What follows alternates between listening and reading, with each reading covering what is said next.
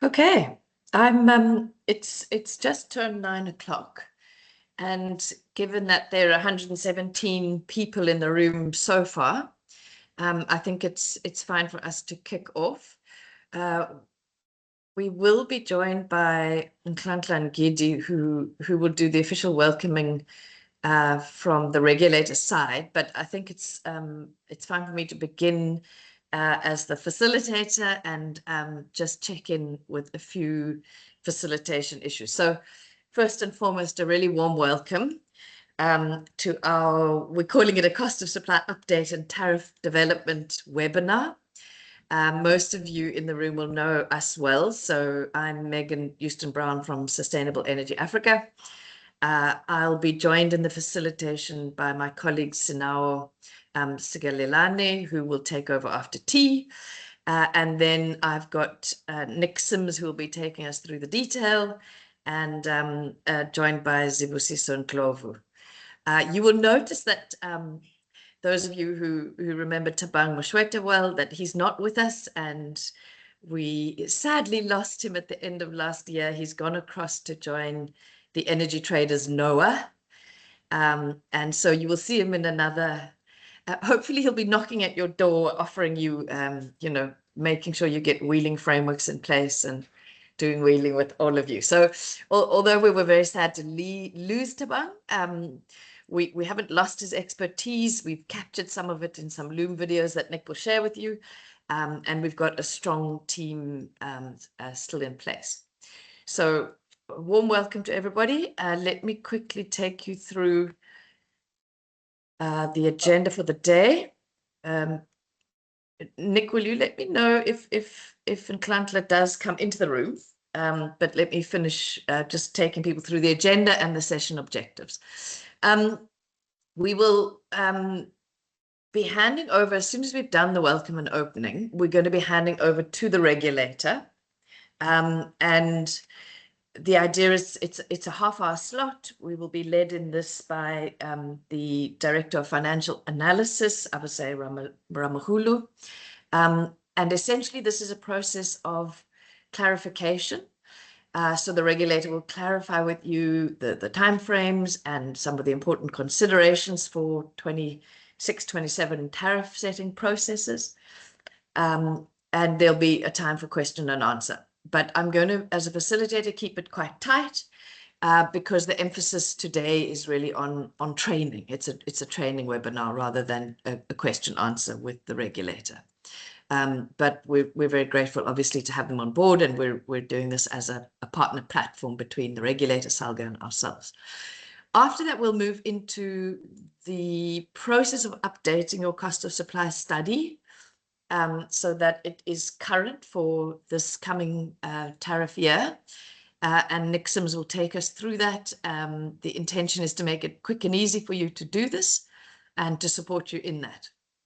We've got Chris Gower from Buffalo City, who's going to take us through their kind of update of cost of supply, shifting that into the tariff process, but critically focusing on successful stakeholder engagement, which I think is a really important process. We don't want to, we've seen a lot of litigation in the space, and this is really a way to avoid litigation down the line by engaging customers before the tariff becomes approved. We'll have a short comfort break then, and I'll hand over to Sinawa, but we will then lead into how do you do a tariff impact analysis and introduce a couple of new tools that we've developed to support you in that process, and then wrapping up with final questions and discussion. So just to say that the session objective, why have we pulled you together today? It's really about a continuous improvement in tariff setting in the country. It's a huge topic in the media, and our intention, and by our, meaning the regulator, SALGA, and ourselves, is to just continue to work slowly and steadily at a process of continuous improvement. We've done a lot of work on the cost of supply model development, and we'll certainly take you through how to do a quick update of that. We've got really amazing support tools there. But at the heart of this session is the notion that the regulator will be looking for tariffs moving to get greater cost reflectivity. And what that really means is that tariffs must be seen to reflect the costing building blocks. They don't have to exactly replicate them. That would be absurd, but they must not be based off your previous benchmarked tariffs, but off the actual costs going into coming out of your cost of supply study. That has to happen in a complex balancing with other pricing policies and principles. So, the first and foremost of that is you have to still be getting enough revenue to cover your costs. Otherwise, you just go into a cycle of debt and sort of unraveling. And within that, you've also got to balance cost reflectivity, which is all about sort of enhancing economic efficiency, with balancing that with affordable electricity for the poor. And really, this is at the heart of the electricity pricing policy. This, you could call it a tension to some extent that, we have an inclusive grid. We want to make sure that the electricity is available, accessible, and affordable for everybody. At the same time, we don't want to distort tariffs so much that they don't bear any relation to the building block cost. So that is an art, as Shirley Salvaldi would say, not really a science. And when it comes to tariff assessment, what we've certainly heard from the regulator, and I'm sure that Mr. Ramahulu will reinforce this, is that they're going to be needing to look at two things. So the one is, are the tariffs that you're proposing reflecting the costs? So are they reflecting those building blocks coming out of your cost of supply study on the one hand? And on the other hand, what are the impact of those cost adjustments or tariff adjustments on your customer? So the one is seeing the gap between the tariffs you're proposing and your costs, and the other is looking at the gap between your current tariffs and the tariffs you're proposing. And neither of those gaps should be too large. They need to be palatable. And that is really going to be the art of your tariff development this year. So that is all from me. And if Nhlanhla Ngidi is in the room, I'd like to hand over to Salga to open the session. Nhlanhla, are you in the room? Yes, you are. So let me ask Nhlanhla to open and welcome everybody on behalf of Salga. And Nhlanhla, when you conclude, we're going to hand over to Mr. Ramahulu from the regulator. Thanks.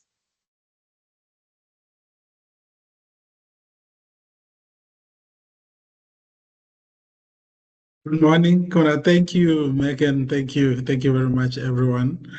And good morning, colleagues. And yeah, I hope everyone is well. For those who haven't seen this year, Happy New Year. I don't know if it's still relevant.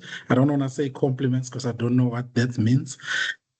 So, colleagues, I think I'm here to do something very easy, and I don't need to take long. It's just to welcome you to this webinar. Also, I think it's this webinar and basically these initiatives comes at a very, very critical time we're in. You can see colleagues, especially municipal colleagues, tariffs now mostly being regulated in court rather than in the regulator. And it's basically because we really haven't done our due diligence in the past years. Yes, it's not because we didn't want to, it's because of a whole lot of things we can talk about around challenges that we've been having. Having a feedback sound. I'm not sure if it's from my computer. So our tariffs are being regulated by courts. We are not really now just running the industry as normal as we would like to be. Every time we try to do something, especially around tariffs, the courts come in. The stakeholders now want us to hold accountable through courts. And it's because obviously we haven't been doing what we need to be doing, our due diligence, cost of supply studies that we need to do to submit to NESA for our tariffs. But I want to congratulate especially the the municipalities and Sustainable Energy Africa on the job well done last year when we were really facing deadlines with the AfriForum court orders where municipalities needed to submit the cost of supply studies. And I think Sustainable Energy Africa came in and really, was a catalyst in this process. And I think the responsiveness of municipalities really helped also. So colleagues, I'm hoping going forward, this kind of partnerships that we're having together with the regulator itself will really go a long way in making sure that I think we need to bring back running the industry, to bring back that kind of environment where we are running the industry ourselves and not necessarily the court and the likes of AfriForum and others actually telling us what to do. So I think part of this webinar now is to make sure that we sort of solidify on that in making sure that going forward we start doing things right. It's not a good thing and it's not the best thing for to work against the dates that you've been given by the court. We still running. I mean, we're still in the same situation right now with court dates that have been in the court order in December, and NESA is trying to extend that, and municipalities are feeling a certain way about these dates, and you can see how the courts are actually messing us up in terms of how we should be doing things. And I think we really need to start doing things right so that we don't find ourselves, at odds with each other also. I mean, we don't want to find ourselves at odds with the regulator. We want to be working very close as we are having this webinar together with Sustainable Energy Africa and NESA. We want to be, because we are all working towards the same thing. We're all interested in the same thing, which is that municipalities do what they need to do and also to assist the regulator to do its job. So colleagues, let me not say much and start telling stories around what's going on out there, but I would really not want us in the next coming year to be told by the courts what our job is.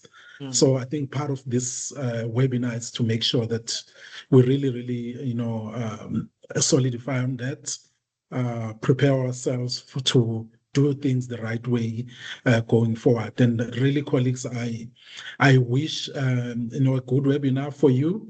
I would stay for a couple of minutes, but unfortunately, for my sins, I'm supposed to be everywhere. I hope you have a good webinar. I hope it's educational for you. I've attended a few of these. They're always educational for me. There's never the best way, or there's never a time where you don't actually learn something new with this kind of conversations. And with that, then thank you very much to Sustainable Energy Africa, Megan, a good friend. Thank you to NESA also for always willing. I know sometimes during the, all the proceedings of tariffs and all of that, it does seem like things get a little bit tough and things get a little bit strained, but I don't think it's because we want to have that kind of relationship. I think it's because all of us want the best for the sector. Thank you very much. And over to you, Ramhulu. And thanks, colleagues, and have a good webinar. Thanks. Thanks, Nhlanhla. Mr. Ramhulu, are you there? Yes. And thank you so much. And over to you on that note of, let's use the strength of the collective partnerships to try and avoid the courts making the rulings here. Thank you. Yeah, we can see it. Can you put it on presenter mode? Okay, Yeah, no, perfect. Thanks, Madam Chair. Thanks, Mr. Ngidi. And also thanks to the licensee, and also thanks to the organizer of today's webinar. I'm happy to see, the high attendance, meaning that we are doing a good job, and that's what one is happy. because we are almost ready in terms of tariff season as NESA. First of all, I can say we are finalizing the ERTA process, which will assist the municipality in terms of the bulk purchases. And also, one will expect that municipalities must be ready once we finalize our ERTA process around the 6th of March. And we don't have enough time. One will expect that the municipalities will work with NESA to make sure that the tariff applications are ready, which means our colleagues from NESA will be ready to guide the municipality so that we can get applications on time. Let me go to my presentation. I made a short presentation, and the purpose of my presentation is to guide municipalities through the 26-27 tariff application process, also to guide municipalities on the ERTA and NESA COS update requirements for tariff applications, and also to ensure compliance with ERA and the MFA, and also to strengthen regulatory oversight. And then we do have a legislative mandate that guide our work as NESA. First of all, there was Nelson Mandela Chamber of Commerce Business Judgment, which emphasized the need for cost-reflective tariff based on cost of supply studies, and also a free forum judgment, which emphasized the requirement for meaningful stakeholder consultation, which means that whatever that we do as NESA, we need to do a public consultation process, and also it means that the municipalities need to submit their tariff on time. During the current financial year, we had one of the licenses who applied very late, and it was not a best practice, and we would like to urge that after we finalize our decision, or we're gonna also send our letters to the municipalities. Municipalities need to apply on time, and we are also be guided by Electricity Regulation Act and also Municipal Finance Management Act, and the approval for the approval is for electricity tariff, not really the municipal budget, and we also know that the approval of the tariff will become effective from the 1st of July.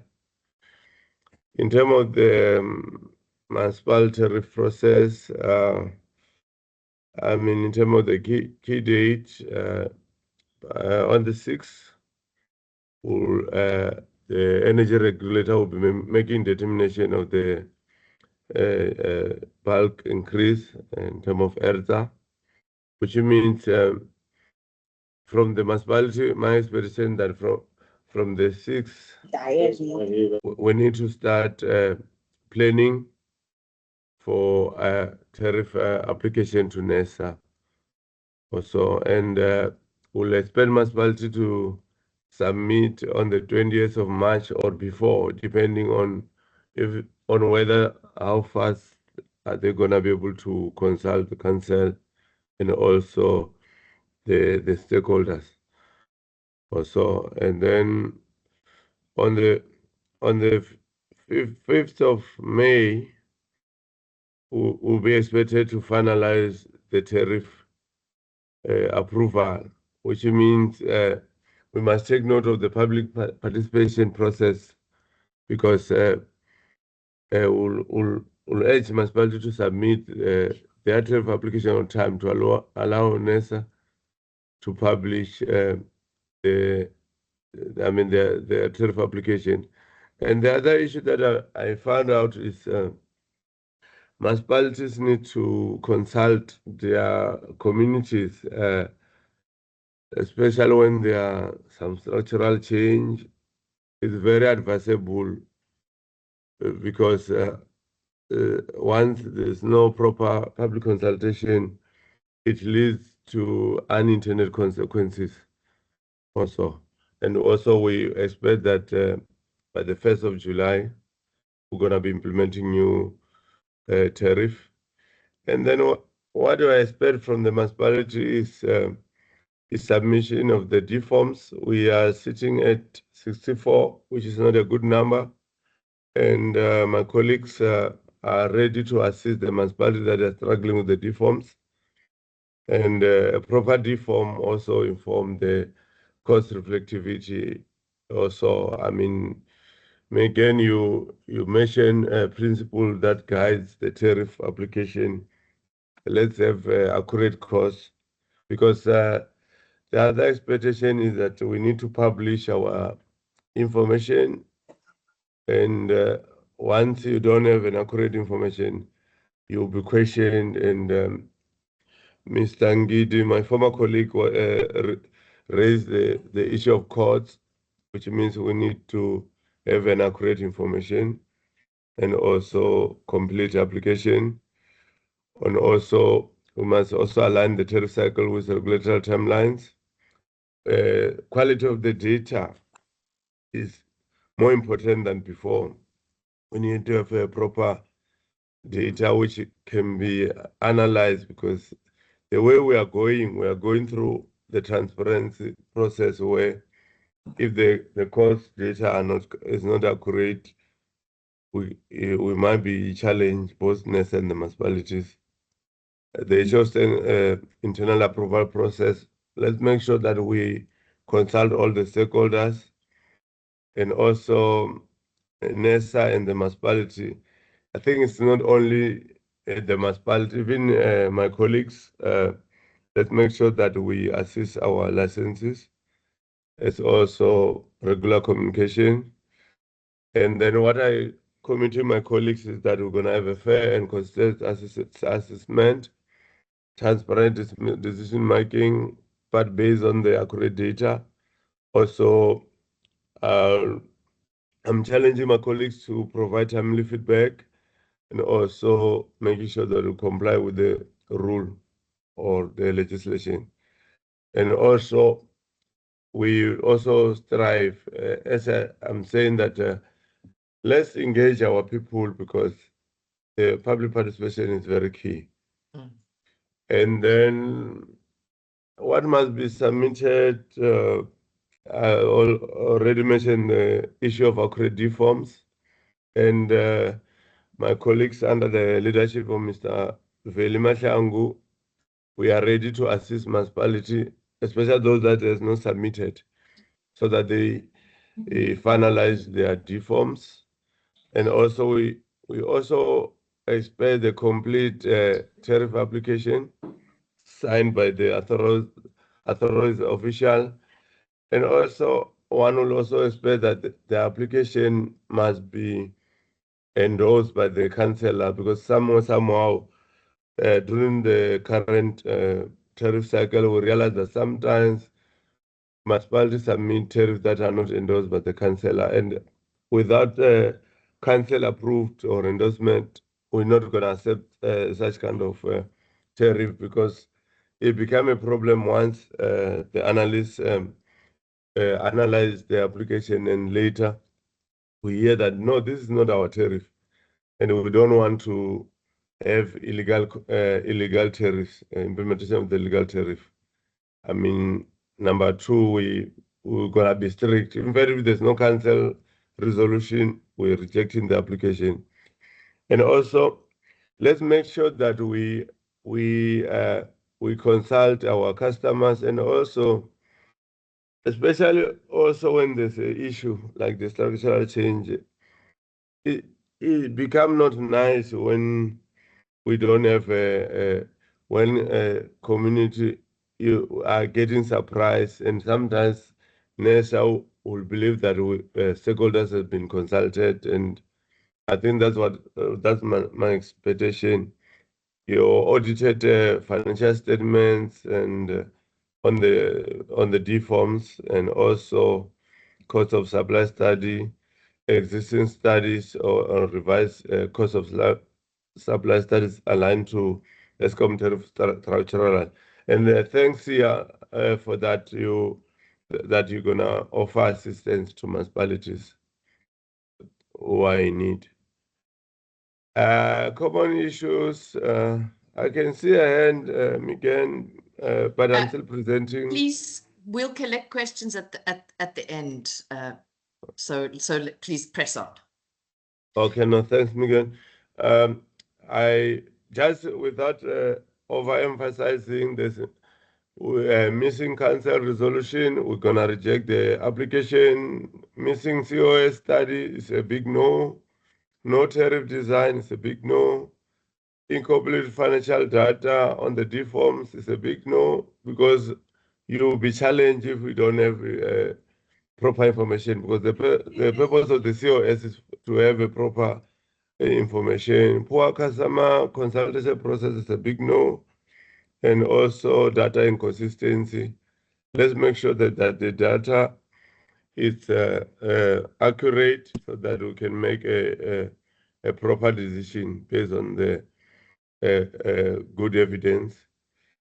We urge the municipality to avoid such kind of behavior. Yeah, and we identify some of the risk of non-adherence and failure to adhere to statutory deadline. We're not going to tolerate that, and my team will be ready to assist the municipality to achieve the deadline. We are available 24/7. Tariff approval affect the entire budget cycle. Must note of that. Municipal budget will be non-compliance. Residents being charged illegal tariffs. We don't encourage that. You might also get audit finding from AGSA. And this issue that my former colleague, Mr. Ngidi, was saying, judgment against municipalities and NESA. I think we've seen a lot of rise in court cases, and let's live by the book so that we save the municipalities and also the customer. Time for queries, correction, and consultation, sufficient time for adequate assessment. Also to say, let's work together and work together with NESA and also SIA, so that we make sure that our D forms is compliant, and also our COS and also our tariff is affordable. Miguel, thanks for your sharing the issue of affordability, to say we need to have a tariff which is also cost reflective and affordable, because there's no use, and we don't want to encourage the high energy losses also. And then I think my last slide is to say timely tariff submissions are not optional, and we don't want a situation where licensees submit application, because we need to follow the PAJA process, where we need to offer affected stakeholders opportunity to comment on the tariff. And also this can also lead to litigation against yourself. I think that's what we don't expect. And also NESA is committed to work with municipality. We have got a dedicated team of analysts who work tirelessly to assist the municipality, and which means around the 6th we'll also be issuing some of the guidance on how municipalities they're going to apply for the tariffs, and also we'd like to ensure improve revenue stability, better service delivery, and also enhance compliance. And also we believe that the partnership that we have with your SALGA, with your SIA, will assist the municipality to comply with the tariff application. And also we know that the timelines is a little bit tight, but my colleagues will be ready to offer that assistance so that we are able to comply, which means I'm expecting to receive a tariff application on the 20th so that we can publish them for comments, and also can municipality ensure that you also go to your communities, newspapers, so that you engage the community, so that your application complete and comply with these issues on this slide. And what we'll do, we'll share with yourself the copy of this slide so that you can remind yourself before we finalize the ERTA application. But from the regulator, we are ready. We are more than ready, and we want to do better than last year. Last year, we tried our level best, but this year we need to do better. Affordable tariff, sustainable municipalities, and also reflecting the cost of supplying based on the quality data. I think, Miguel, let me end up here, and then I can ask for questions. I'm with my colleagues, Maria, Tavisa, and other analysts and senior analysts. They will help me to with the answers. And thanks very much for this opportunity. Thank you. Thanks. Thank you very much, Mr. Ramahulu. I've gathered a couple of questions from the chat. I'm going to facilitate this quite carefully because I don't want us to be wasting training time on sort of long debates about the impossible ask and the timing. I think all of those things need resolution, but we're not going to resolve them between now and this tariff application. So I'm going to first of all present Mr. Ramahulu with the 3 questions I picked up in the chat. And then I see Wandile and Bjorn have got a hand up. Becca, you also had a hand up.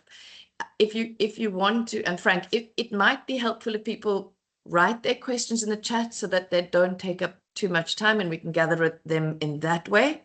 Let me start with the first round of questions, Mr. Ramahulu, which I picked up from the chat. So 2 of these were from Diane Cronier, and the question there is really, well, the first one is quite critical, just saying, today's urgent application by NERSA to the courts is that around new timeframes, and what bearing does that have on the municipal timeframes?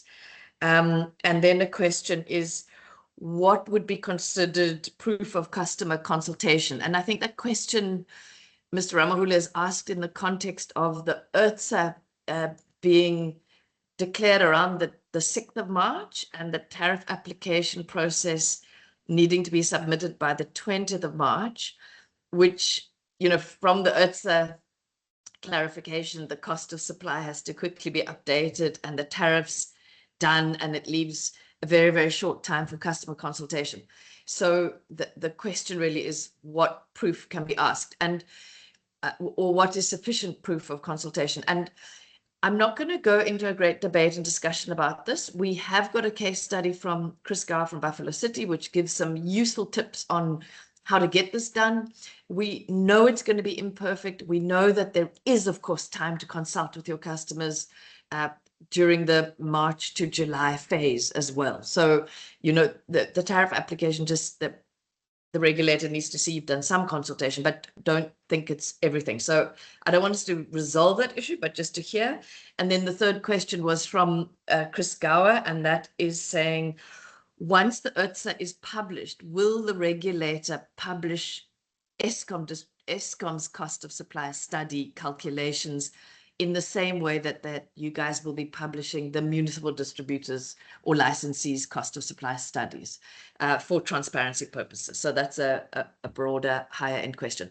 So Mr. Ramahulu, if you can answer those questions, and then we'll move on to the second round of questions. And then I'm going to wrap it because we're quite tight time-wise today. Thank you.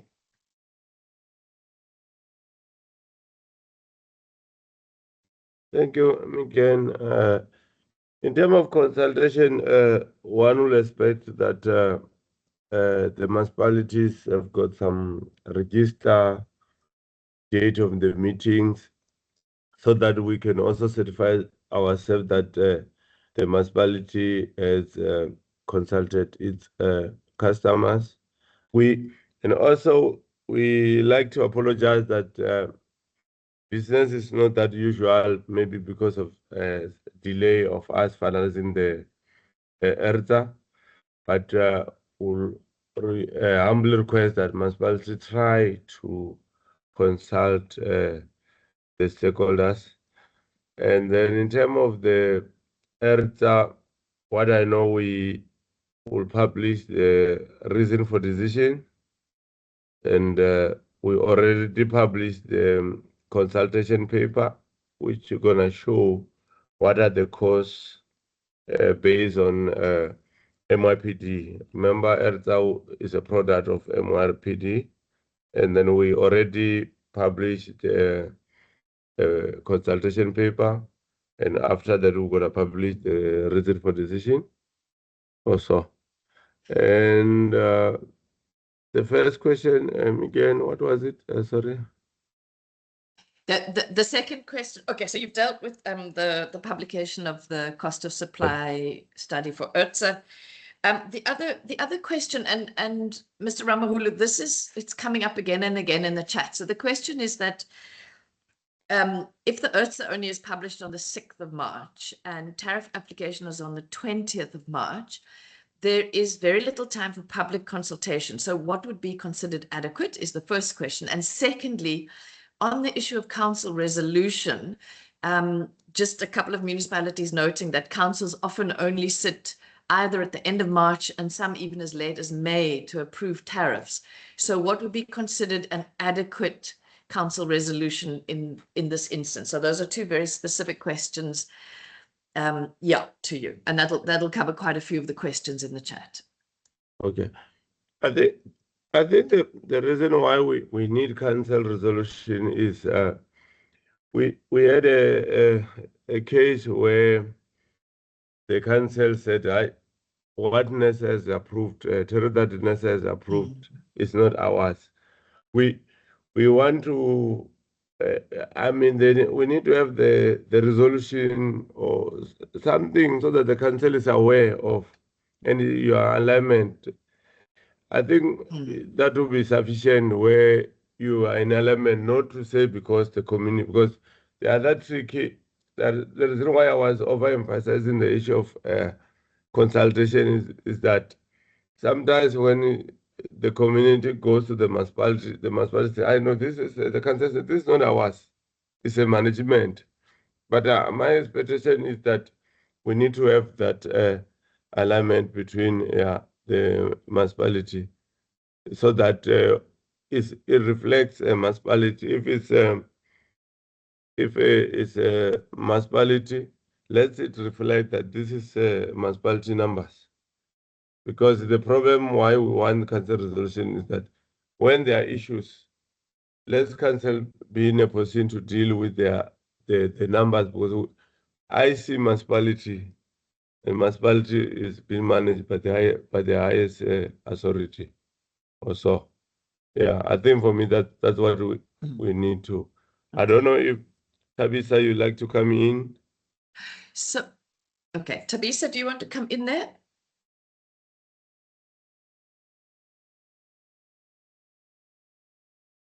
Thank you, Megan. Yeah. I think just to allude to what Abasai is saying, considering that ERTA will be approved on the 6th of March, I think municipalities should maybe in the meantime have can do their consultation based on ESCOM numbers, so that, because I don't know what is the duration of their consultation, whether it's a month or more than that, but maybe they can just do the consultation for now, indicating that it's a tentative number, that whatever percentage increase that they are using in the meantime. They maybe also put a condition that this is dependent on NERSA approval, so that their consultation can take more time. Thank you.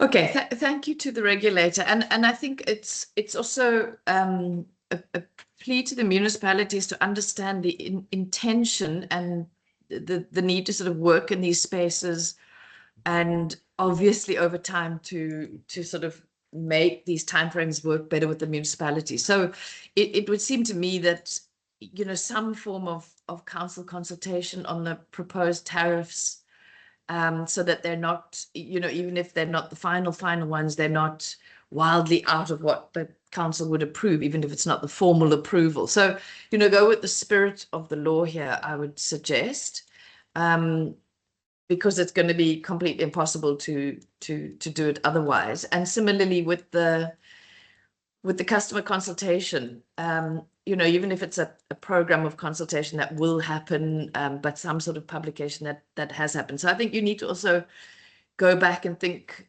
pragmatically about what you can and can't do that in the space. On the questions on the cost of supply studies and their validity, I'm going to ask you to hold that. We will tackle that when we take you through the cost of supply update. But in a nutshell, what we're sort of proposing is that the cost of supply main model that people are working on, we're suggesting it's not, in fact, ideal for future years, and it's better to update it on an annual basis. And we've got support processes for that. We've made it quite simple. I think that was questions from Tombe Corner and Kalipa. But Tace, I think if you've got a cost of supply study that's got future forecasting and it's been done by a consultant and it takes you in that direction, then it wouldn't need updating if there aren't structural changes. This year, there will be fairly substantial structural changes from the Eskom side, so that might need addressing. But let's hold that for the cost of supply discussion. And then in terms of people who still have a hand up, Frank, I see your hand is there. I'm going to allow, there were other people, but I think they put it into the chat. I'm going to allow Frank one quick question, and then I'm going to wrap the session because we're going to run late. And what we're really hoping is that the session on cost of supply, updating the case study from Buffalo City, that it speaks to some of these issues, and that when we conclude the session, there will be a final space for questions. And let's see if we can come up with something pragmatic to get us through, what would we call it, to get us through this, in a way, this transition phase where we hopefully in the next 3 years, we'll iron out these timeframes. But right now we caught between a kind of a rock and a hard place. We've got to work within these boundaries. The regulator's going to be pragmatic. You need to be pragmatic. We need to meet each other halfway on something that is sensible, but speaks to the intention of what is participation about? What is council resolution about? And if you can get that intention across to the regulator, I think that is fine. So Frank, over to you. Quick question there, please. Maybe, good morning, colleagues, and thank you for Chairperson. Maybe in the form of a comment rather than a question. Thanks, Frank. Remember, the reality is that public consultation and council approval is done in accordance with MFMA and the Systems Act. And there are prescribed timelines, by legislated timelines that have been followed under that.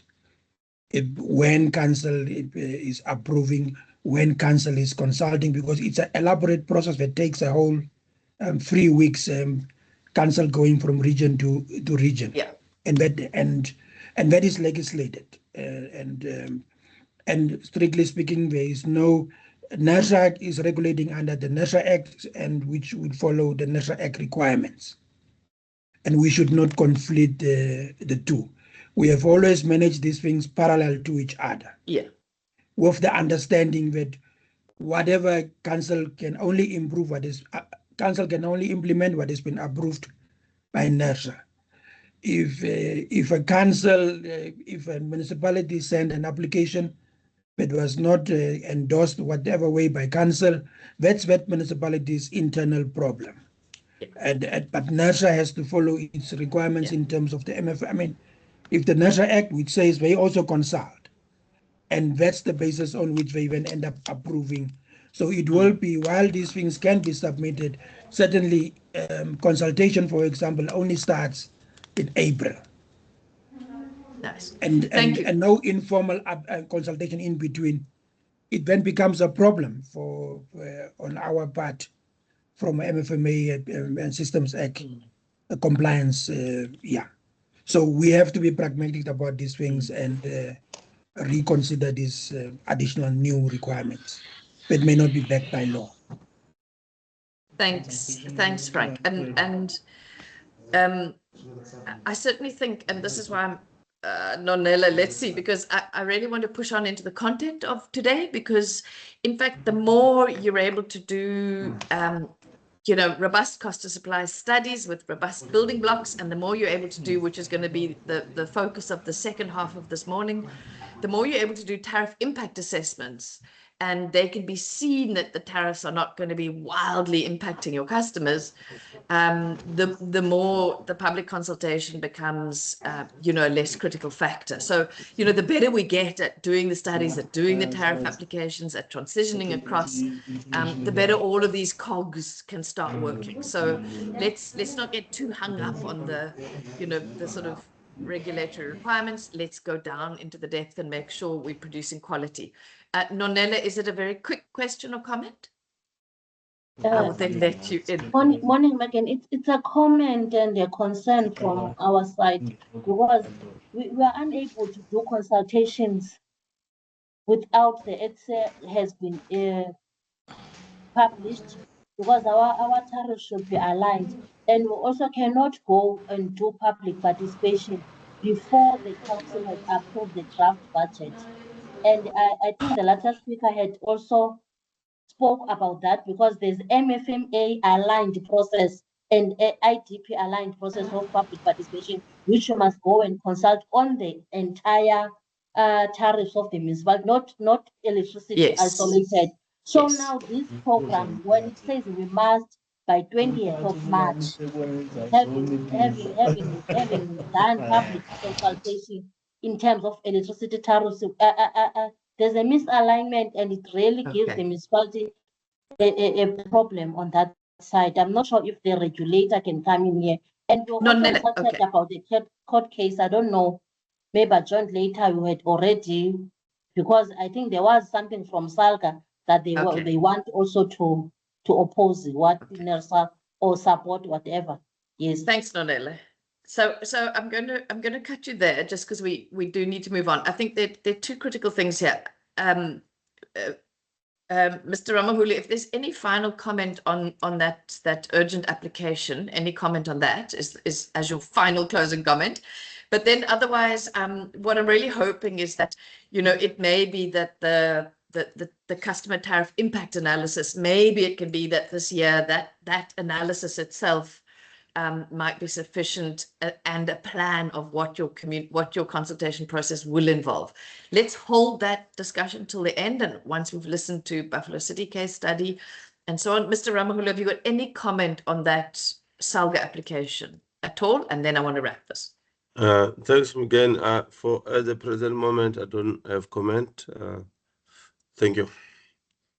Okay, so I think let's leave that to the courts, and we can, in this meeting, let's just say that we are going to focus then in on the content of what you deliver, whether you deliver it on the 20th of March or the 17th of April will be up to the courts. And I think what we're wanting to do is to improve the cost of supply update process and the tariff impact analysis process, so that what you present the regulator, when you do present them, is thorough and has already taken the impact on customers into account, which is really your first step in terms of customer consultation. Thank you very much. Thank you to the regulator. This is always a tough ask. And let's also note that we will be running a help desk.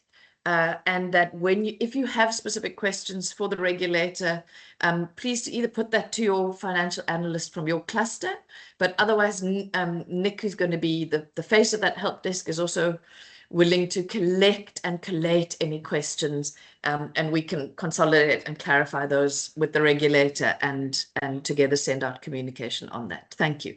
I'm going to hand over to Nick now, and this session, Nick, we've eaten into your time, and I'm going to suggest that I'm going to, as a facilitator, just keep my eye to this. The comfort break can be, 5 minutes. We can hopefully catch up the time as we go through the day or run a tiny little bit over at the end, but over to you. And I don't think to rush the content because I think it's quite key. Thanks. Thanks, Megan. No problem about the time. I'll try and give everyone the high level. Just on a couple of those questions, I thought when everyone was asking their questions, what we might do is we're going to send out a feedback form on this meeting, and then in that I'll include a space where you can add your questions for NERSA, and we can aggregate those because I'm sure a lot of the questions are similar, and then we can submit that to NERSA and send it all back out to you as part of our post-session feedback. So hopefully that will help. All right, I'm going to quickly share my screen.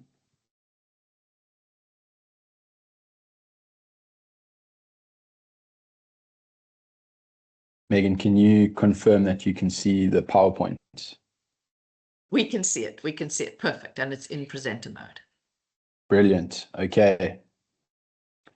Right, everyone. So just to quickly highlight what the point of this webinar is today is there's two things, and I thank Sinawo for giving me the cues here. It's what are we doing and why are we doing it? And this will hopefully answer a lot of the questions. So basically, what we're doing is we are updating our cost of supply models to the most recent data. And the most recent data comes from your financial inputs in your D-forms, your commercial inputs in your D-forms, your tariffs, Eskom tariffs, your municipal tariffs, and your electricity consumption from Eskom. And that's all from this most recent financial year.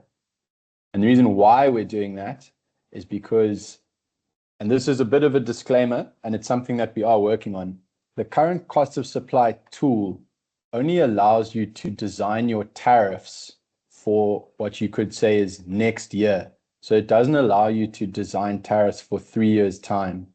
And also with the way that the Eskom tariffs have been changing and the increases have been high and low, it's quite difficult to forecast 3 years in advance. So we suggest that you update your cost of supply study annually, just while there's so much volatility in the system, because that ensures that you have more accurate data and that gives you a fair tariff design. And accurate data and fair tariffs mean that you can avoid going to court every year, which I think is a priority for everyone. Another reason why we're doing this is that Eskom has recently introduced Munich Flex. So many municipalities might have been on Night Save or Mega Flex or Mini Flex, and they've now changed to Eskom's Munich Flex tariffs. So that is a structural change. And if there is a structural change in tariffs, you are required to update your cost of supply study. Then the next and last point is that we're doing this because the cost of supply study being updated every 5 years means that you might forget how to do it. And actually doing the study every year helps you realize that it's not that difficult, in fact, and also it helps you understand your electricity business more. Is there a question or something there? Could I ask if you don't have a question, or if you have a question, could you raise your hand or otherwise mute? Otherwise, I'm going to think that someone's talking to me. Okay, so now that I've given you the high level, we as Sustainable Energy Africa are trying our best to make this cost of supply process as painless as possible. So what we've done is we've developed a whole series of YouTube videos that essentially take you step by step through taking a cost of supply study from the beginning all the way through to the tariff design. We've also updated the tool. So the latest tool has some new features like a tariff impact section There's also a few more comments and prompts that help you, whereas before some things might have been a bit more confusing. Now there's a bit more guidance. We also have some other supplementary tools like the most recently updated Eskom account reader. This is a tool that helps you read your Eskom bills and pulls it into Excel so that you don't have to manually type the kilowatt hours consumed for every point of delivery for every month of the year. So that can save you a lot of time. And then we also have a recently updated Eskom tariff tool that has Munich Flex tariffs. And that means that you also don't have to go into the Eskom tariff book and manually search your voltage level and your transmission distance and figure out what the high season peak energy charge is. It can do that for you, which also will save you a lot of time. Also, some of you may be familiar with this website, but if you go to sseg.org.za/cost, COS, you'll be able to find all of these resources here, and I'll show you that in a little bit. But there's some very useful information here. There's a cost of supply tool user guide, which is very, very useful when you're trying to figure out what to do in your cost of supply study. There's also the NERSA framework. There's videos, especially, and I'll show you in a second, the YouTube course that I was referring to. And then also what I've done is I've made a short little cost of supply checklist. So you'll be able to figure out exactly where you need to go step by step through the process. So now that I'm out of my PowerPoint, I'll show you exactly where you need to go. So if you go to the sseg.org.za website, you'll see there it loads. And then if you go tariff and revenue impacts, cost of supply studies, you'll land on this page. Sorry, colleagues, could I please ask that you mute yourselves? Please. Please mute yourselves. Andre Zindlu, can you please mute? Thank you. Thanks. Thank you. I appreciate it. I get so distracted anyway. Any extra distractions will really throw me off. I see you haven't muted yourself. I might have to stop sharing and mute you myself if that's okay.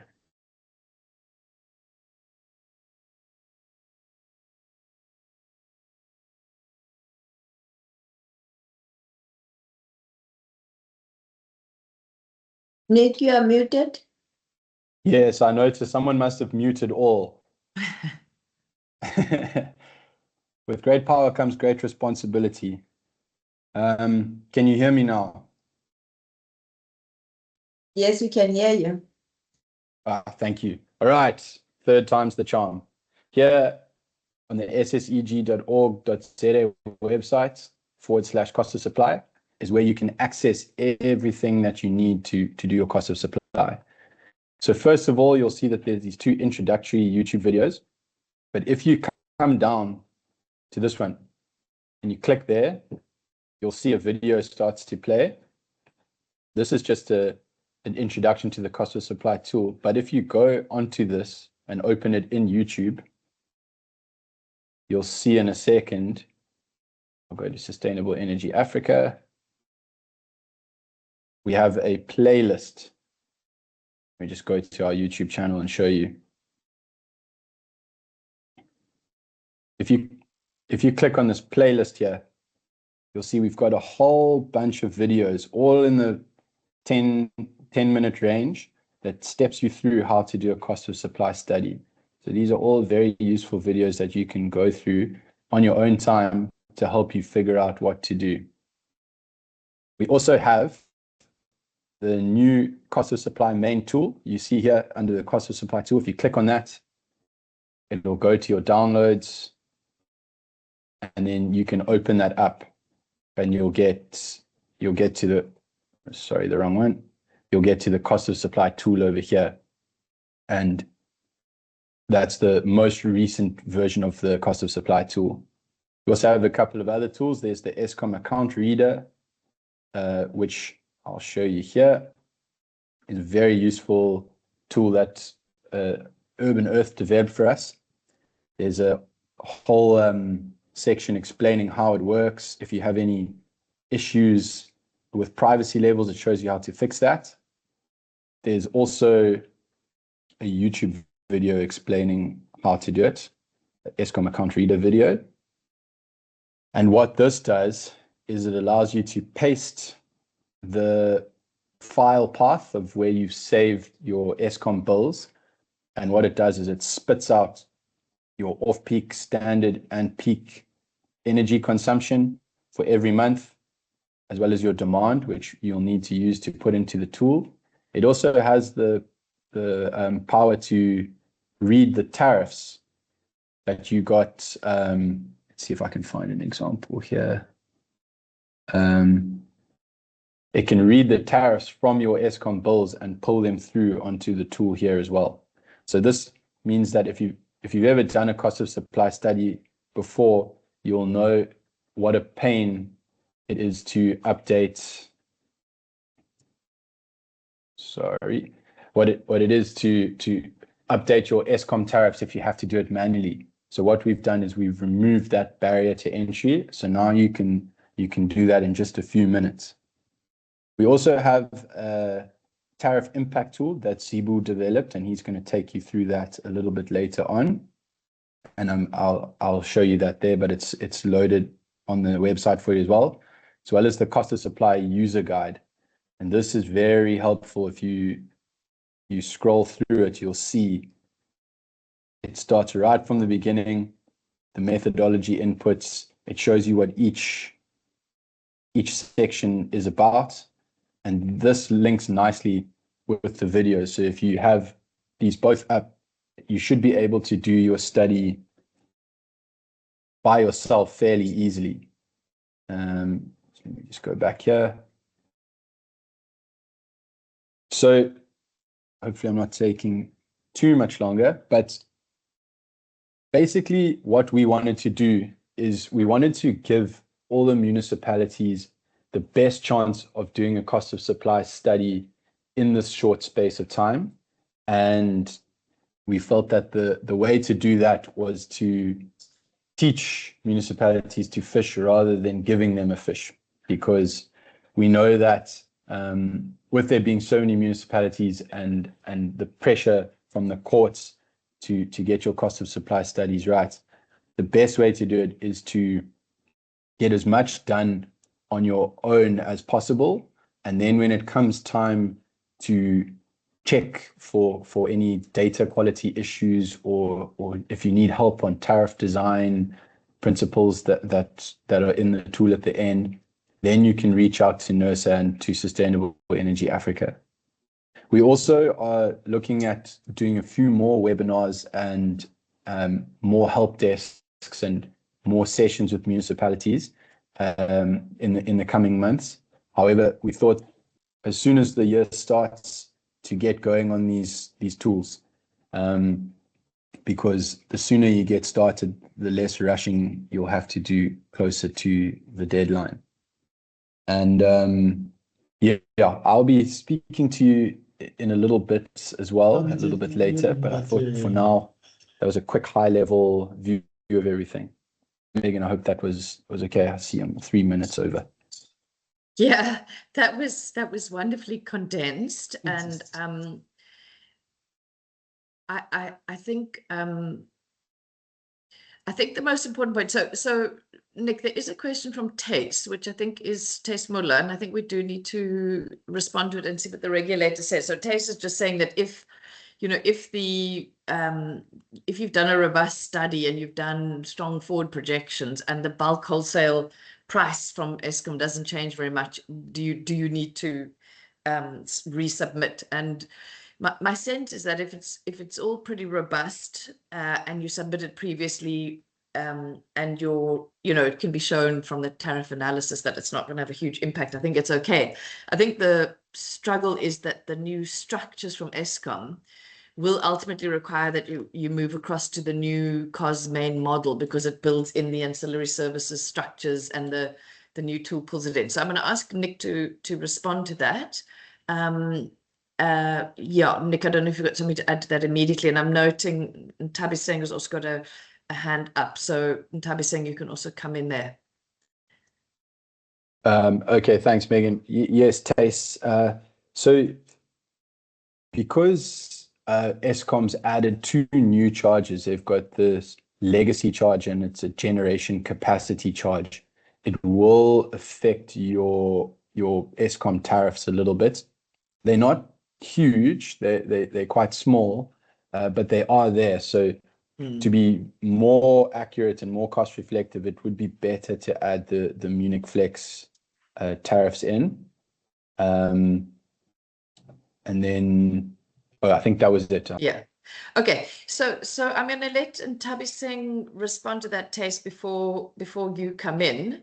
You know, what I'm hearing is that it's not what you might call substantially material. It should be still fine. But if people don't have a sort of robust projection for next year, then moving across now is not a bad thing. So Ntabi Singh, and then Tace, you can respond, and then I'll open it up to Cassie. Thank you, Megan. I beg to differ that I was actually coming there to those 2 new lines, and also the changes that Eskom has done in the hours. So for us as Drakenstein, we've done a projection of our Eskom bulk account, and for us it's actually a substantial amount. It hits about 11 million rands a month. For the one charge, and the other one is about 1.1 million a month, which wasn't there before on account. So I beg to differ that it's not substantial. But I wanted to ask is, well, that's useful. Thanks, Ntabi Singh. That's useful. In terms of the model itself, has this been catered for? Because if you use the D forms, the submitted D forms, that's still 24-25 information. So what we started doing is started looking at updating the Eskom bill with our projection, because if we use the 24-25 Eskom account, it's not gonna give us a proper picture, because what we're paying now is substantially more in certain categories than what we paid with the information that we submitted with the D forms. So I just wanted to know, in terms of the model, that update, because we worked on the old model. We had to insert certain lines and copy certain formulas to be able to to reflect that. We're not done yet. We were still starting to work on it. So I would like to know if that's possible on this new one. Thank you, Megan. Thanks, Ntabi Singh. Nick, do you want to respond there? And then actually let me gather Tace's response first, and Cassie, and then we can respond there. Thanks. Thanks, Megan. Mine is just a comment to indicate, actually the Munich Flex tariff was already implemented last year. So now there's just a change in terms of the generation capacity charge and a little lower on the energy charge. So my view is still that if after you've analyzed your specific Eskom accounts with the latest changes, and there's a marginal, or in some cases it could even be a positive impact on your bulk, because there's no real need to go and update the cost of supply study, because you're not proposing new structural changes to your own tariff. If you propose structural changes to your own tariff, yes, that would be required. But with what we see from this, we might still not agree with the 9.01% and the increase in the generation capacity charge, but that's through the ERTSA process to be finalized.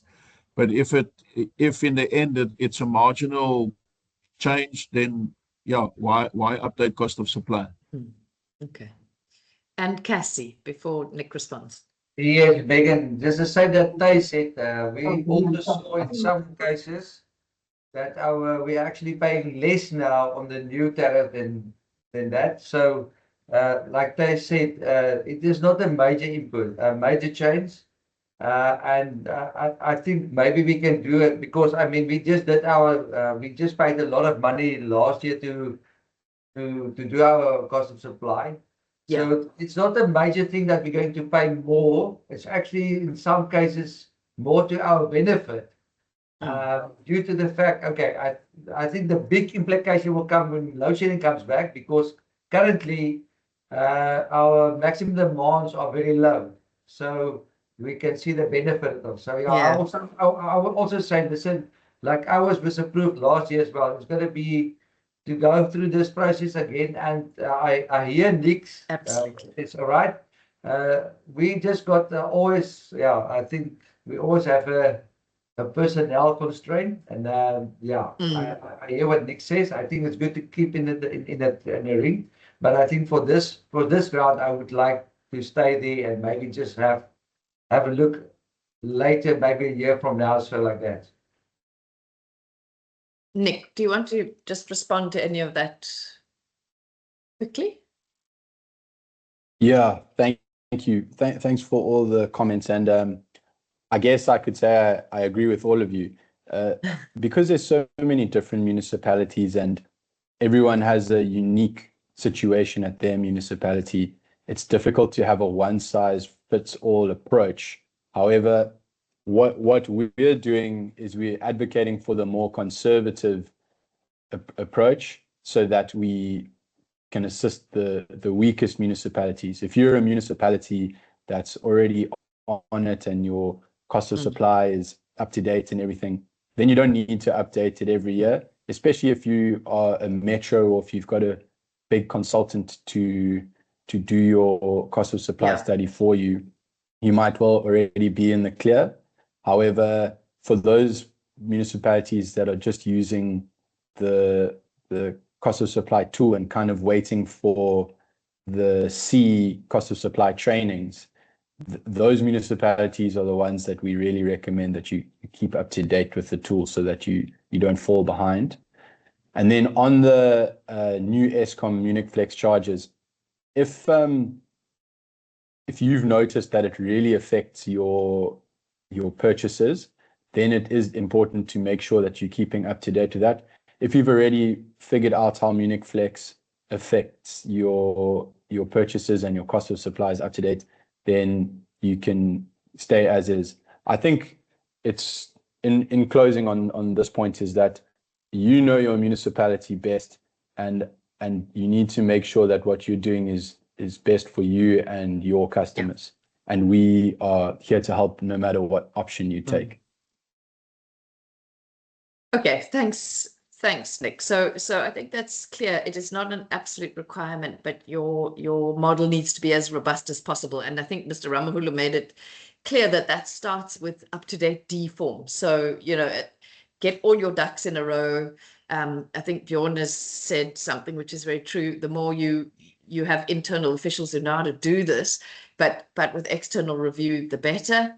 And certainly if you've done a consultant-led study, it should be robust for the 3 to 5 years. So it's really just if you've been working on the main model, sometimes there's also tiny changes or glitches that get undone or creep into the model. So sometimes it's also good to do a refresher model, and sort of on an annual basis. It needn't be too complicated, and it can help people. So those who are going to go that route, I think the message is that there are many tools to support you.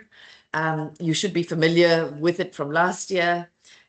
Nick will be the face of the help desk, but alongside him is Zibusiso and Sinao, and occasionally myself, Zani. So there's a team behind there, but contact Nick via his email.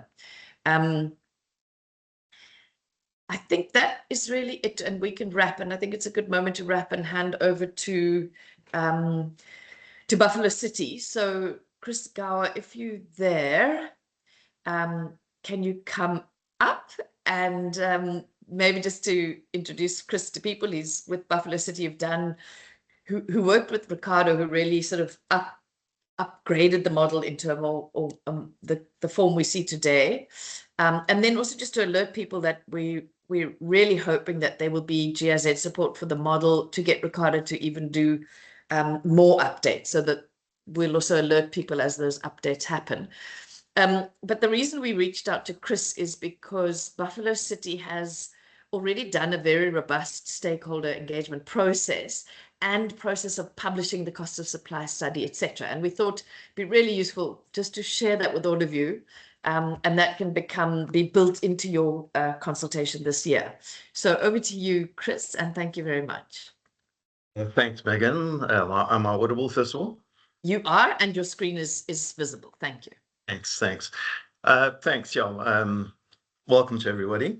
I just wanted to share this court application first before I start my presentation. It's actually a document I actually got yesterday, so it's hot off the press. And it's a court case against Buffalo City. And I just want to go through some of the orders of this court because it is relevant to the conversation at hand. And I've actually highlighted the sections in red. So basically, we were cited for not following a public participation process. And what the judge has ruled here is Section 16 of the Municipal Systems Act deals with the development of culture of community participation.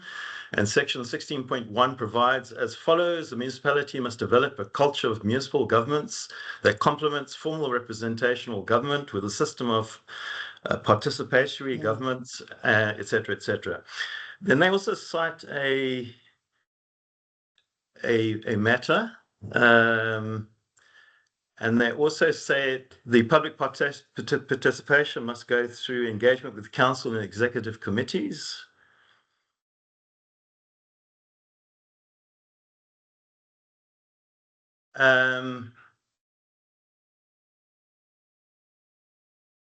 Okay, so then they also say that it's clear that apparent from the facts of the case of in case law and legislation referred to in this judgment, the first respondent has a legal and constitutional obligation to ensure that the members of the public are provided with the full and proper opportunities to participate in the budget and in the main of the purpose of the case for the increase of electricity rates which affected them. I'm just going to leave it there. So that's quite important. That's quite an important fact. So I'm just going to say thanks to NERSA for their presentation because you just cut my slides down by about 5 and they were quite long. So I'm just going to go through these slides a couple. Okay, so this is the last notice that we received from NERSA, and you can see the meeting outcome from that meeting. It was changed to the 20th of March is the submission. So with a cost of supply study, we basically, based on the legal challenge that we had on our 24-25 application, after we closed our financial year, I decided to do a cost of supply study basically straight away to start populating the advanced version of the cost of supply model. And I completed that in about September 25 using some, the NERSA increase. I think I used about 11% increase at that stage. So the tariffs were designed and in place when that NERSA memo came through.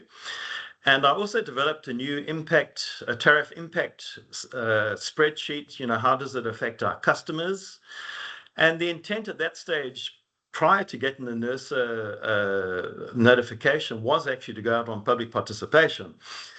So obviously, since then, the Eskom increases of 8.76% for 26-27 and 8.83%, those have been now included in the cost of supply model. And also from the NERSA regulatory notice on the 12th of December 25, so we were ready to comply, except for the public participation process. That was a problem for us. And as the IDP roadshows only took place in March 26. And obviously the existing court order, there was a lack of public participation for the applied 24-25 tariffs. And for noting, BCM has appealed this court decision.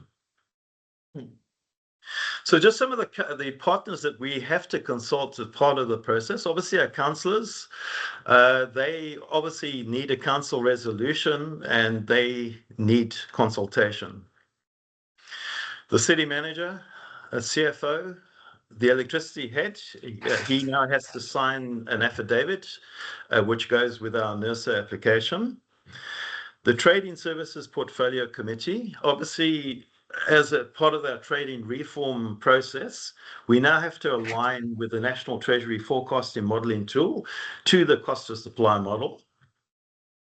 Our budget office, obviously, they have to align the adjustment budget to the anticipated cost of supply income.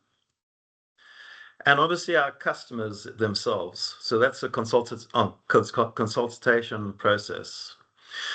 So as part of the public participation, we started on the 15th of November 25.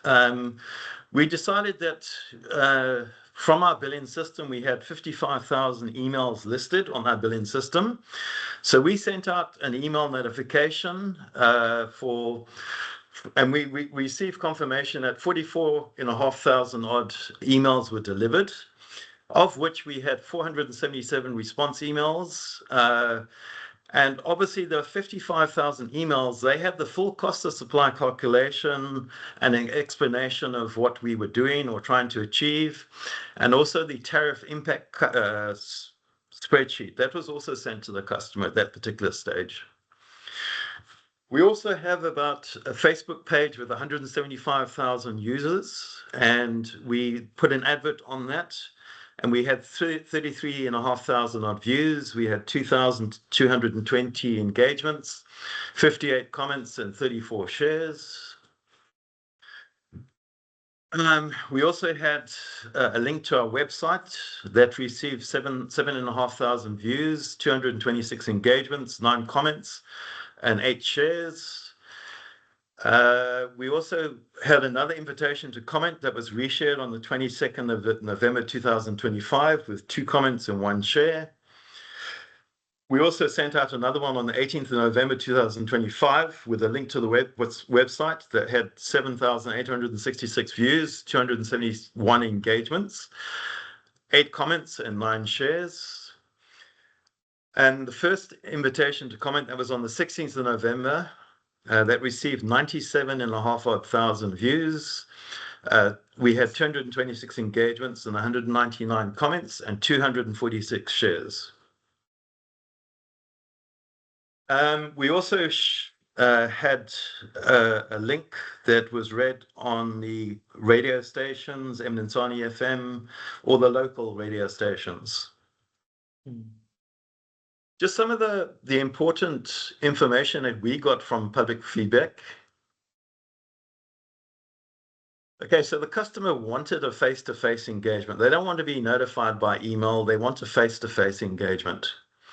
They demanded, I had a lot of demands for the cost of supply calculation methodology. And this was initially sent to the 55,000 odd customers. And in reality, I can say that only 2 customers fully understood the complex spreadsheet. Nobody else really understood it. And they were more interested in the impact to them. How is it going to impact them? They wanted to be informed of the new tariff impacts. We engaged with our Board of Chamber of Commerce and other key customers. We engaged with some councillors who wanted to participate.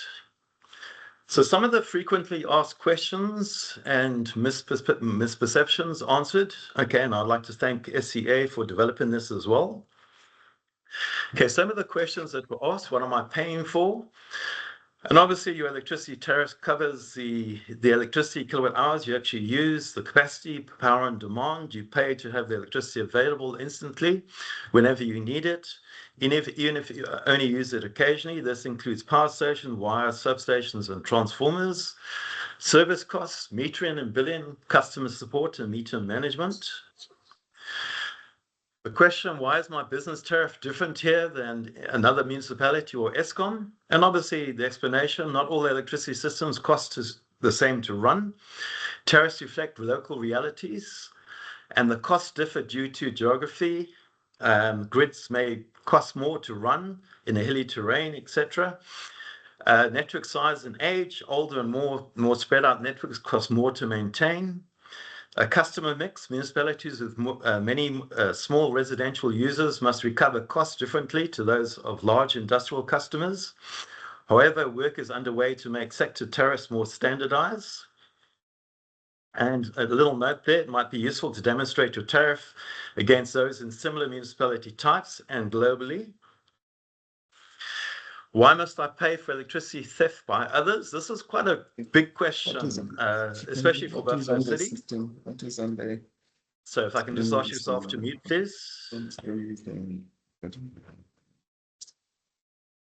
Okay, so electricity theft for Buffalo City is quite high. We were sitting about 32% losses. It's now come down to 30%. But obviously the question is, to answer that, you're not actually paying for unlimited losses. There are two types of losses: technical losses. I'm not going to go into detail, you all know that. Non-technical losses. Regulation strictly limits how much loss can be included in the tariffs, and only 12% of total losses is allowed. Any losses above that must be paid by the municipality, not the customers. And losses are a serious challenge, but only reasonable regulated amount is reflected on your tariff. Why must I pay a fixed charge if I have solar and hardly use the grid? Because the grid has to be there for you instantly. Even with solar, you rely on the grid at night during bad weather or when your system trips. The network must be sized and maintained to meet your maximum possible demand, not just your average use. And if these costs weren't recovered through fixed charges, so it would be shifted to other customers, which would be unfair. And the municipality does welcome your SSEG investment, and you are credited, in our case, R1.90 per kilowatt hour for export energy you export, but the availability still has a cost. Is the new fixed or basic charge making my bill more expensive? Not necessarily. It's mostly a change in how the costs have changed. What's changed? These fixed costs already existed. They were previously recovered through a unit kilowatt hour charge. Now they are shown explicitly as a fixed charge, and unit prices are reduced. Why this matters? It reflects the real costs of supplying electricity. It protects the grids as sales decline, for example, due to solar and efficiency. It improves long-term reliability for everybody. This makes the system more stable. It can cover the costs required to keep the service going, and fair, not more expensive. Why is my tariff higher, and what makes it cost? What it costs to serve me? Because electricity work on shared costs everywhere in the world. This is called cross subsidy, and it happens within customer groups where high-end users pay slightly more, lower users pay slightly less.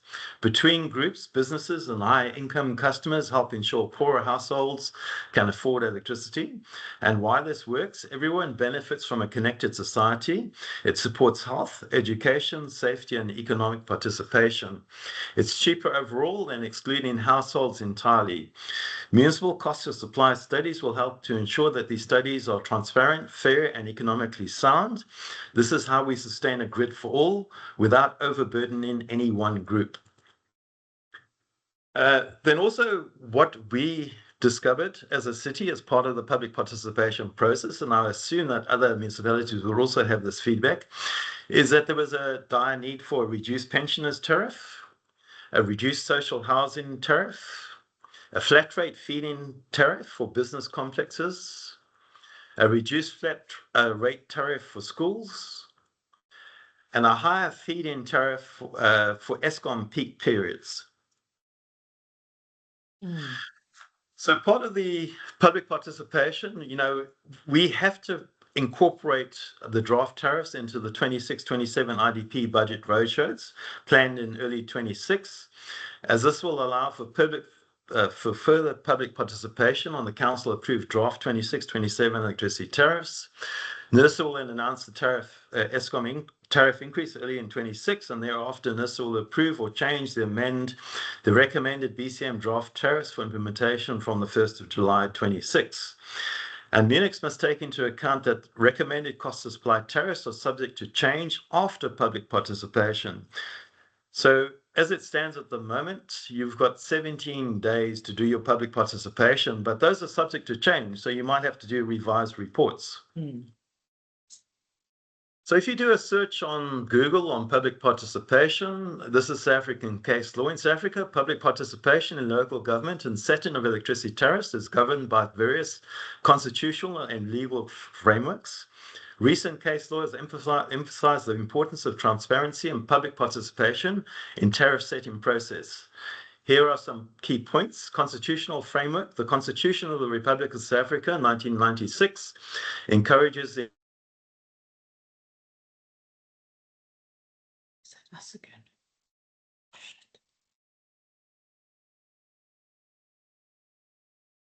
I'm not sure if it's my computer that's gone off, if we've lost Chris. Can people hear me? I can hear you, Megan. I've also lost Chris. Okay. We can hear.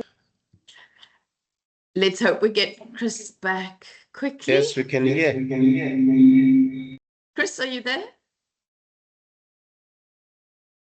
Okay. I think we've lost Chris, but I'm sure he will be trying his utmost to get back. Chris, are you there? You somehow are silent, but I can see you still in the room. Okay, we'll wait for Chris and give him a chance to complete this slide, which looks really useful. While we're waiting for him, just to say that what comes across to me as so important is that firstly, the willingness to be transparent as possible, to use the opportunity of public participation as an opportunity to educate and create awareness. This is a very complex space. And we do need, for customers to engage, in actual fact, they need, in a sense, to be educated into cost of supply, as we all did. I mean, I think we're all learning all the time. And I think the suggestion around developing a sort of cost of supply method outline in simple language and getting that into your tariff policies was a great suggestion. I think it was from Diane Cronier. Diane, I don't know if it's Diane or Diane, so you'll have to correct me. It's Diane. It's Diane. Okay, thanks, Diane. That's a great suggestion, and we will definitely act on it.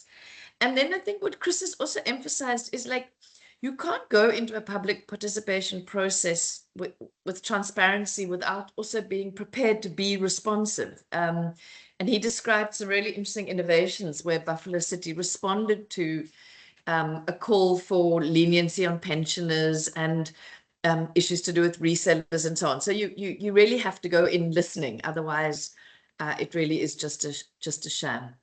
Chris, are you? Am I audible now? Yes, you're audible. That last slide looked so interesting. I don't know if it's your last slide, but it looks so Let me interesting. just Would you share like my to screen just again? share that again? Sure. Thanks. And Chris, when you come to the conclusion, just to respond to whether you'd be prepared to share that case in law or not has been a question on the side. Right, we can share that, no problem. Just on the legislation, the key laws include Local Government, Municipal Systems Act, Local Government, Municipal Structures Act, Municipal Finance Management Act, Municipal Property Rates Act, and that govern public participation in local government. A court ruling, the Gauteng High Court has ruled that municipal electricity tariff decisions must pass through a public participation process, ensuring that a public has a voice in the decision making.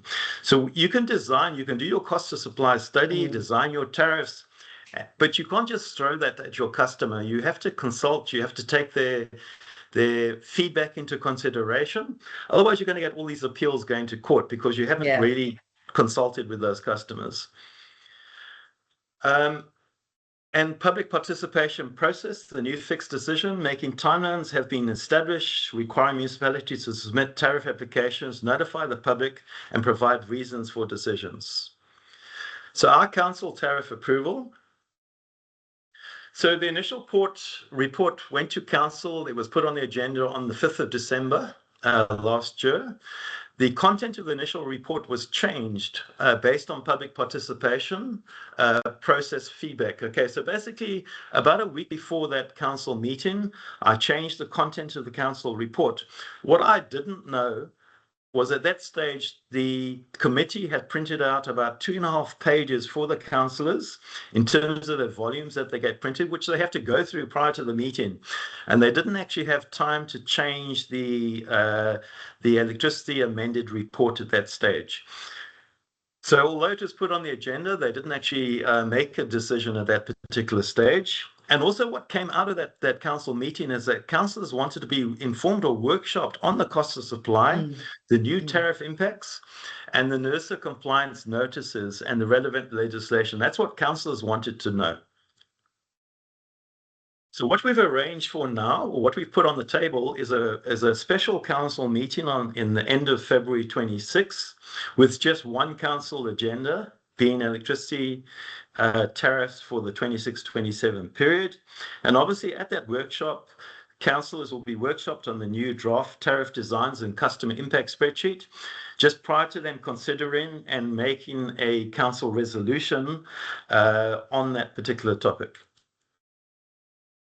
Then obviously in terms of our submission, we have to get the minutes from the council meeting. We have to have a signed affidavit from the acting head of electricity, the cost of supply calculation, the new recommended tariffs and impact spreadsheets to be attached, the tariff application letter to be signed off, the public participation proof attached, and an email sent to NERSA prior to the 20th of March 26. So basically, this is your roadmap on what you should be doing. If I can just put my pointer on.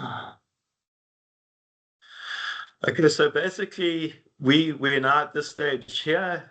We have tariff approval by council. We're going the end of February. Thereafter, before the 20th of March, we need to submit our tariff submission to NERSA. And thereafter, obviously, I think NERSA's already gone through this process with you, so I'm not going to go through it anymore. Then the financial impact of BCM and the BCM customer. Okay, so in terms of our impact, okay, so in terms of our cost of supply, we require 3.7 billion rand to run our business. And 547 million of that is not allowed because that's over the 12% losses. And in terms of what we're going to be bringing in, okay, we're about 13% under cost reflectivity. And we're only going to derive about 3.5 billion rand from our design tariffs. So what we're proposing, in fact, this is more from the Budget Office and our CFO. Our CFO is basically saying that politically it's not going to sell having a 13% increase over the Eskom increase. It's just not politically going to be correct. So we're going to phase this in over 6 years. So we need to have an increase of about 2.1%. So if you take the proposed IRCSA increase and add the 2.1, we're looking at about a 10.8% increase for this financial year. So how does it affect our customer? So the existing rates, and you can actually see there, we have a standing charge, average demand rate, and energy rate. And if we don't break those down, then you have a flat rate kilowatt hour charge. And we also have the new rates for 26-27. And to give you one example, that's your flat rate. So for your prepaid domestic, it will be 5.66 Rand a kilowatt hour. But we're actually charging them 426 Rand a month basic charge and a kilowatt hour rate of 3.11 Rand. That's just for that one customer. Then in terms of the impact to the customer, so there's all our basic tariffs. And you'll see in the yellow, that will be last year's tariff, this year's tariff. This is your straight increase. I'm not really going to go through this slide, but that's really your straight increases.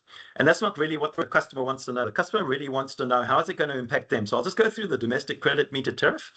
And what I've done there, I've actually broken it into last year and this year. Last year being in yellow and this year being in blue.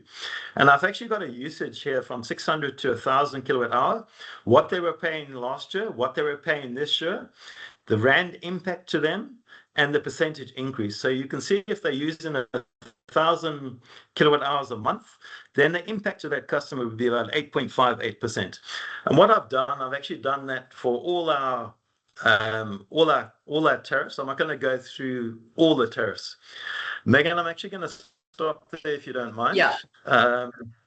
Yeah. I think I've run out of that's great, time. Chris, because in fact, what we've done is courtesy of Chris, we've actually, Zibusiso has adopted this tool. So Nick has got a working tool within the model that's dynamic, and Zibu's adapted this one so that it's a template for all municipalities to use. So we'll go through that tool, that customer impact tool afterwards. So Chris, many thanks. We did sum up some of the key things we heard from you. And I think maybe the concluding message is that, you know, ideally to start early. So we are now already in February, and Chris is actually suggesting that the moment that tariff is approved by the regulator on the 1st of July, this year, you must start your next year tariff development process. So I think that must be a message. Remember, we said continuous improvement. So for next year, please, we want everybody starting, you know, July, August, September, start designing your tariffs for the following year. So I think that's really important, everybody. And then I think it was also, you know, the idea that council, this is very high up on council as a council concern at the moment. So, you know, even that kind of workshop where you really bring them up to speed. And I think, Frank, I have seen your hand, so I'll see if there's time for a question. But I think the challenge for everybody is, on the one hand, we have the issue of affordability. And as the regulator said, if we don't address affordability, all you see is rapid increase in losses. So we have to tackle that. It's part of our constitutional obligations, part of the pricing policy. On the other hand, we have cost reflectivity. And at the moment, we've been kind of compensating for a lot of the fixed costs in terms of affordability through cross-subsidy, which is within the policy. And now we're in the challenge of, okay, we've got to move to greater cost reflectivity. How do we ensure we still get our entire revenue requirement coming in? And that is really the challenge, and you need the wisdom of Solomon, and that is what the regulator and yourselves have to have when you design the tariffs. It is maybe important for us just to add that, you know, we're presenting this training tariff as part of a UK PACT funded project with the regulator and with SALGA as our partners in government. And it is part of a bigger process that we started with the Presidential Climate Commission, also a UK PACT funded project, whereby we're also trying to analyze the data from all of the cost of supply studies and get a sense of, if we move to greater cost reflectivity and subsidies become squeezed, where will that money come from? And that is going to have to be presented right up to National Treasury and the Fiscus. So we are also aware that there's a much bigger structural project that is also being looked at. Frank, we are over time. So I will let you make one comment here, but let's not drag it out too long. If you can be as succinct as possible, and then we must break. I'm going to hand over to Sanawa for the next facilitation. We'll then break for a quick comfort break. So as quickly as possible, Frank. Yes, thank you, Chairperson. I wanted to ask, in doing the overall cost of supply calculation towards the end, did we use replacement values for depreciation? It appears like you have done it on historic cost. And the second one is that I still see your model provides for a surplus. Now, based on our court experience, it was found that the EPP talks about the return on asset and not a surplus. And then the last one is that, have you included your interest charges in your calculation of cost? Thanks, Frank.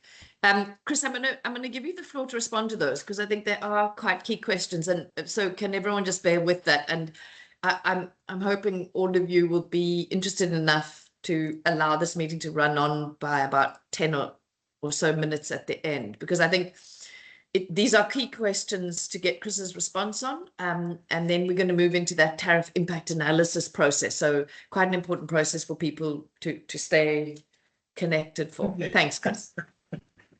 Megan, sorry, It's my me. line's Ke ntse not change-ile too. meeting wa Nersa na can le bone cover stress account. Sorry, Bonolo, I couldn't hear that. Bonolo, could you come in again? Good morning, everyone. Ma'am, is Bonolo Khosin from Gaskgwanyana Local Municipality. I just wanted to check on the issue of consultation. Now, you'll be having your customers, for instance, 30,000 customers on your database that you're buying customers.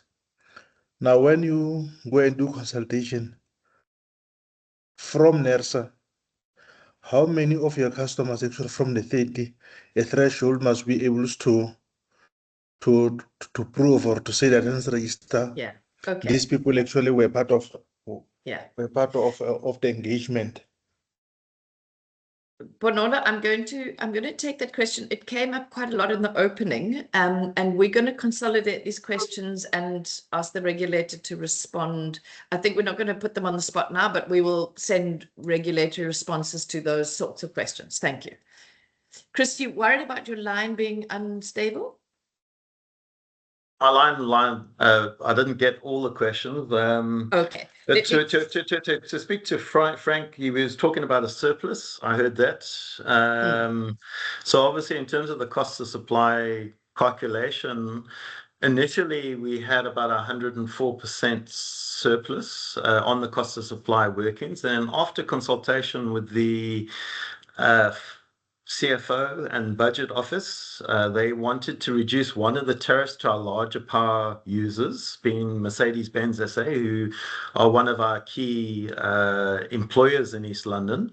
And they thought politically it wouldn't sell to councillors if we had to overcharge them on that tariff.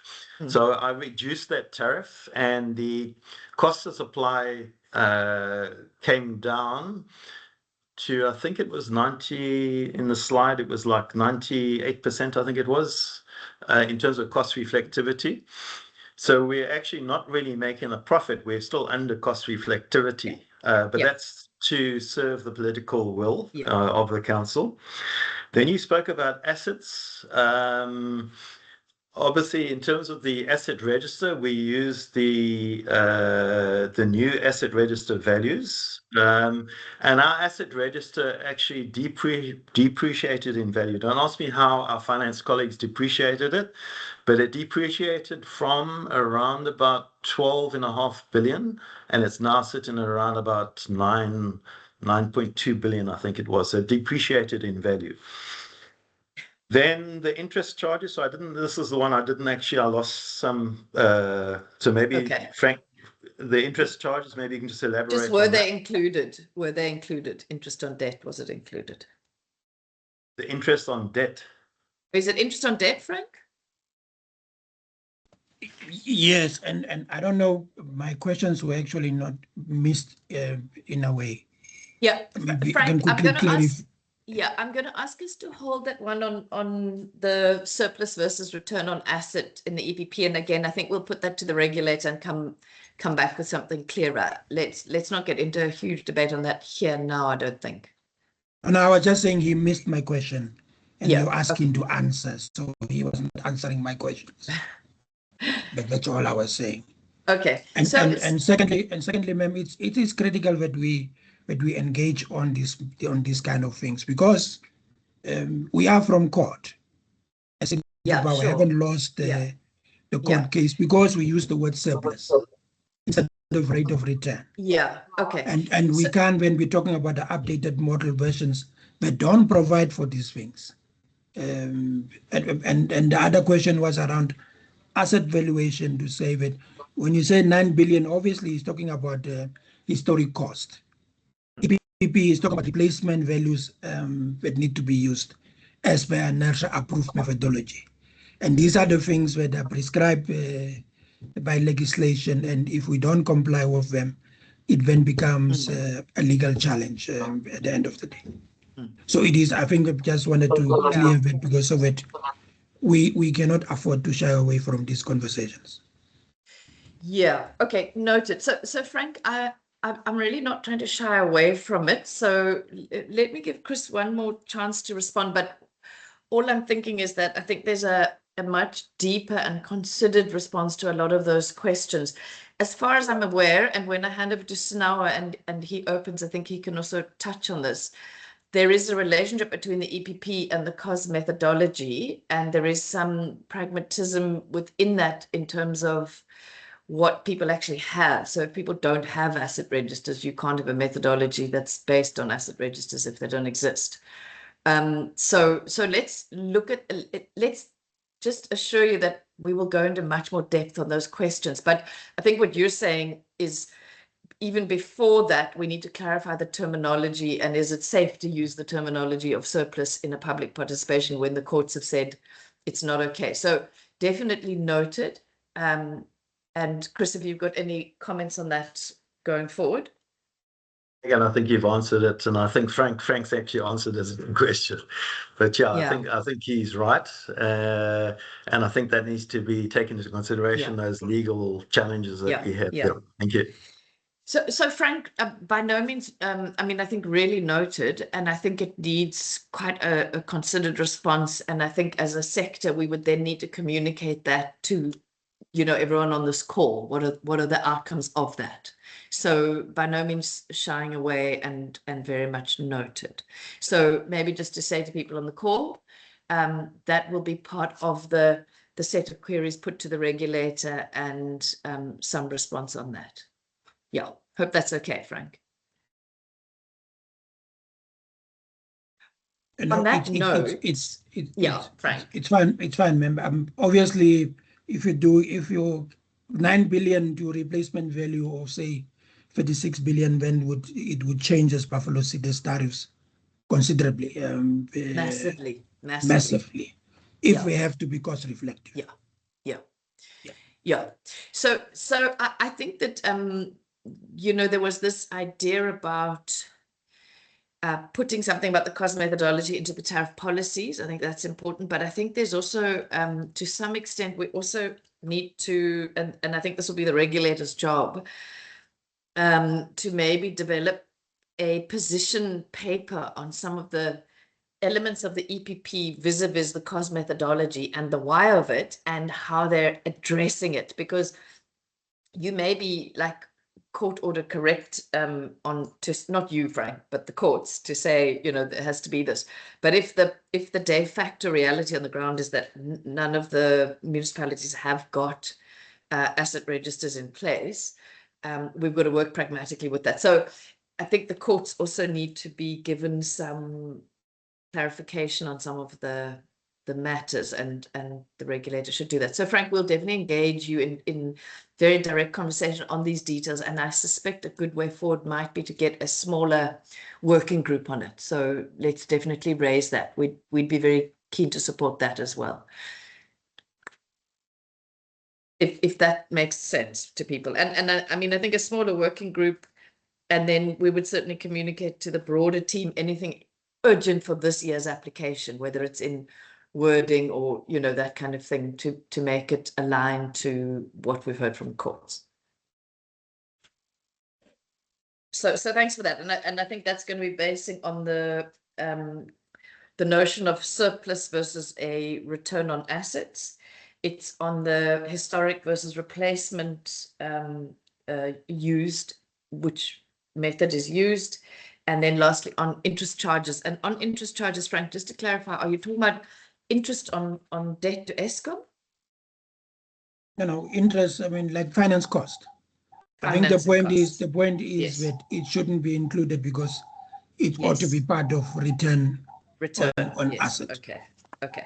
But noted. So I think those are clear. And let's, if you're open to it, Frank, maybe a small working group in literally the next couple of weeks to clarify.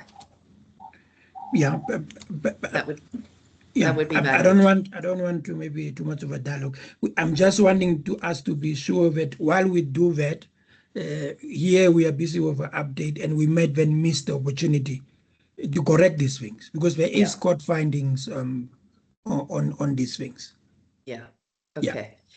Frank, it'd be really useful if you can share those with us. And for the people in the call, just to reassure you, we won't miss this opportunity in the sense that we will ensure that with the regulator and some discussion in a small working group, we clarify some of the concerns that were raised and were reported on that the courts have ruled on, but whether there's what it means for how you do things. It won't, yeah, I mean, yeah, let's say we'll do that, you know, as soon as possible. So people should expect something at least within 2 weeks clarifying those issues. Thank you, Frank. Okay, we are running like almost half an hour over time here. I'm going to hand over to Sinao, but we are going to have can I ask everybody, and Sinao as the chair, I'm handing over to you. Can we do literally a 5-minute comfort break, or are people happy to just soldier on?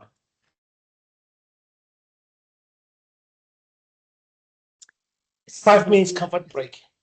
Thank you. Okay, the voice spoke. Let's have 5 minutes. We come back at 11 o'clock sharp, and Sinao will take over in the chair from there. And we're going to jump into tariff impact analysis, so a critical final session. Thanks all.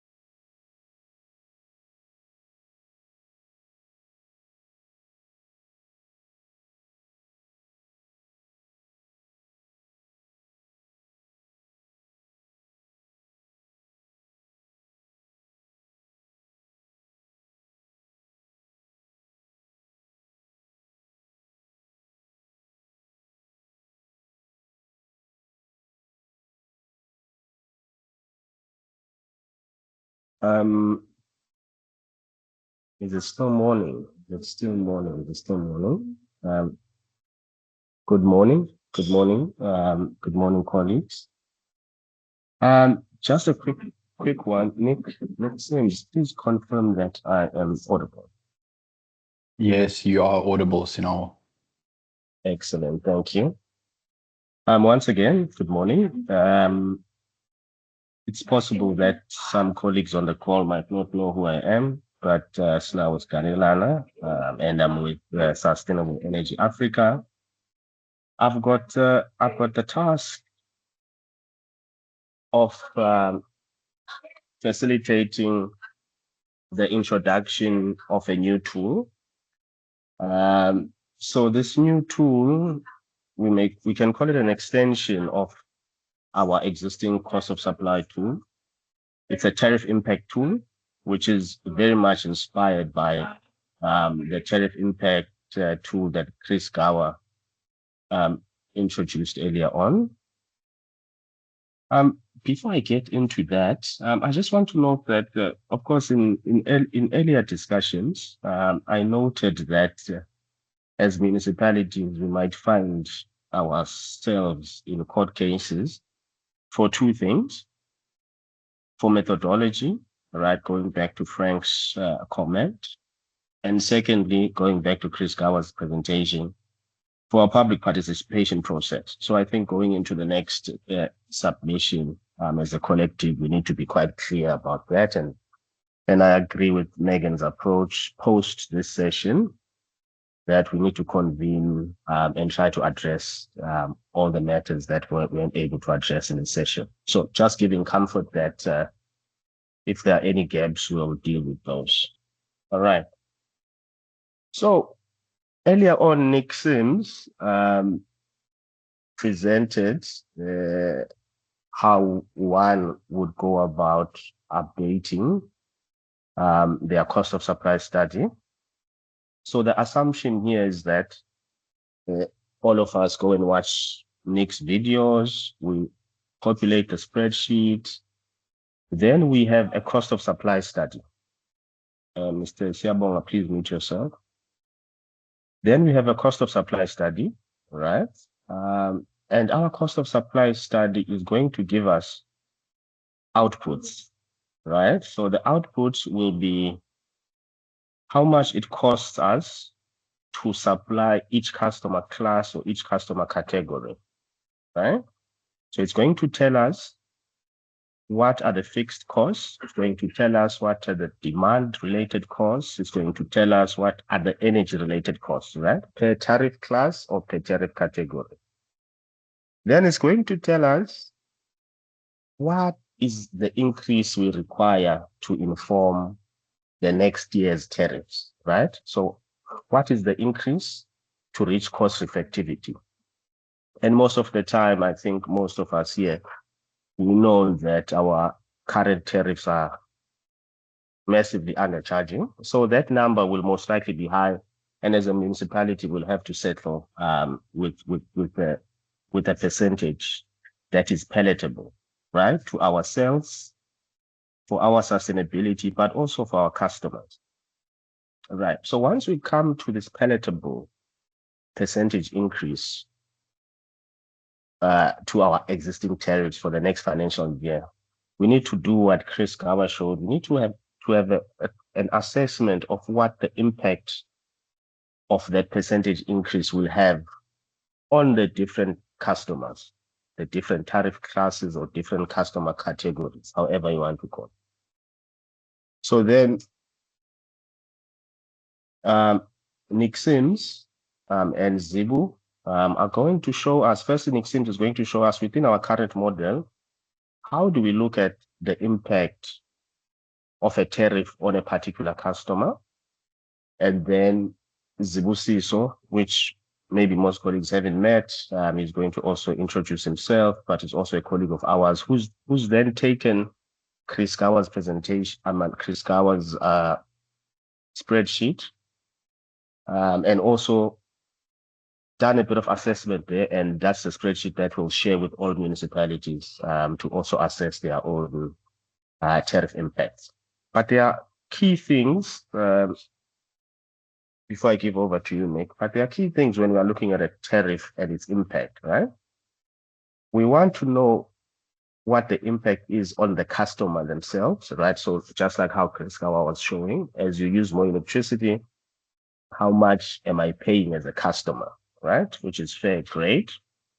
But also from a municipal perspective, you want to look at, if I change a particular tariff, or I increase a particular tariff, or I change the structure of a particular tariff, how does the revenue I receive from that particular tariff change, right? What you're going to see is that the more cost reflective a tariff is, the more stable your revenue collection from a customer is, right? But I think I'm going to let my colleagues go into the details of all of that. Over to you, Nick. Thanks, Sinawo. And yeah, thanks to Chris as well, because as we discussed before the break, the public participation and understanding the impact of your tariffs is very important. And that, at the end of the day, we're designing the tariffs for our customers, and we need to try and balance cost reflectivity and fairness. So by communicating the impact of the new tariffs with customers, will hopefully help them understand them and understand your tariff process as well. So that's what we've tried to do here for you. Just going to share my screen. Okay, so can you see my screen, Sinal? Positive, yes. Thank you. Okay, so once you've gone through the whole cost of supply process and you've put all of your data inputs in, and I'll show you here on the map, you've done all of your data inputs. The model then does some background calculations, and I saw there was a question in the chat about the calculations. You can see how everything is calculated on these sheets. There's nothing to hide. It then works out your revenue requirements, and then after that you get to your rate design dashboard. That's where you design the tariffs based on your cost of supply results. So I've done a whole deep dive in a YouTube video on how the rate design tab works and how you can use it to design your rates. You'll notice from previous cost of supply trainings, if you've attended them, or from Chris earlier, he was showing you how all of this works here. But just to recap it quickly before I get onto our new edition, the rate impact side of things. Here's where you see what your revenue forecasts will be if you continue with your existing tariffs, and what your actual cost reflective tariffs should be to recover all your costs, and then your new rates that you've designed further down on the sheet, how they will affect and how they'll compare. So you'll be able to see, firstly, if you need to increase your rates. In this example, this is just dummy data, by the way. You need to increase by 26.5% to be cost reflective, but that's not very palatable for customers. So in my example, I'm just using 10% as a round number to increase. So I'll be able to see that I'm under recovering in some customer categories and over recovering in other categories. So that's a cross subsidy there. With my new rates, I can see that I've improved slightly. There's some nice graphs over here that help you see your new rates versus your cost reflective costs versus your existing rates. You'll be able to see your costs, your rate structure based on your energy demand and customer costs. Down over here, and again, I won't go into this in much detail, but this is where you can put in the increases in the rates that you want for every customer category. Further down, you can design your rates if you want them to have fixed demand or energy charges. You can break those up. You can see here's the energy charges, here's the demand charges, here's the fixed charges. You can design these according to what you see fit for your customer category. Further down, you can design if you want to implement time of use tariffs, if you want seasonal tariffs as well. So especially for industrial customers, you might be looking at time of use rates, seasonal rates. These are all levers you can pull to design your tariffs. So as I mentioned, there's this video that goes into that.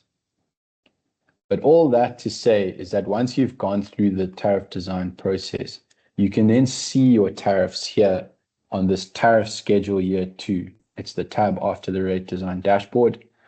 You can see in my example that I've designed for this domestic prepaid example customer. They're going to have a basic charge, a demand charge, variable charge. You can see they've got seasonal tariffs. And you can see all of that here for every customer category. You scroll down a bit further, and I'll zoom in because it is quite small. You can see this is very similar to what Chris showed you earlier on. Your new rates versus your old rates. You can see that last year for my domestic prepaid customer, I didn't have a demand charge. Now I've added a demand charge. You can see my energy rate has actually gone down, and my fixed charge has also gone down. And the average rate is R3.52, whereas last year it was R3.20. And you can see here, with my new rates, I'm going to be making 140 million rand, whereas with my existing rates, it would be 127 million rand. So that's just a high-level summary of your new rates, and you can see how that impacts the revenue. You can then come over to this rate impacts results tab. This has got a few graphs that you can see, you can look at. You can select a customer category. So let's stick with our domestic prepaid customer. And then you can look at their monthly consumption. The tool very cleverly works out the average consumption in that class. So I'm just let's make this 300. So it's a round number, but it's close to that. And then we can see with varying load factors how the bill will be impacted. And I'll touch on these graphs in a minute, but we've decided to expand on this because just on their own, I personally didn't find them that insightful. So we'll get to why we've expanded this in a second. If you go down a little bit further, you can see that the tool very cleverly calculates the average load factor for this customer category. So I've decided to make my average load factor the same. And then I want to see the impact on my customer's bill based on a number of different consumptions over the month. So I'm going to say that the lowest consumption will be 100 kilowatt hours, and then I'm going to make let's make the increase 100 kilowatt hours as well. So you can see that the specific consumption, as it goes up, the bill goes up, which you would expect. So as I said, these graphs, they're helpful, but they don't tell you anything that you don't already know. But then you get here to this new tab that we've added. So this is the rate impact summary, year 2.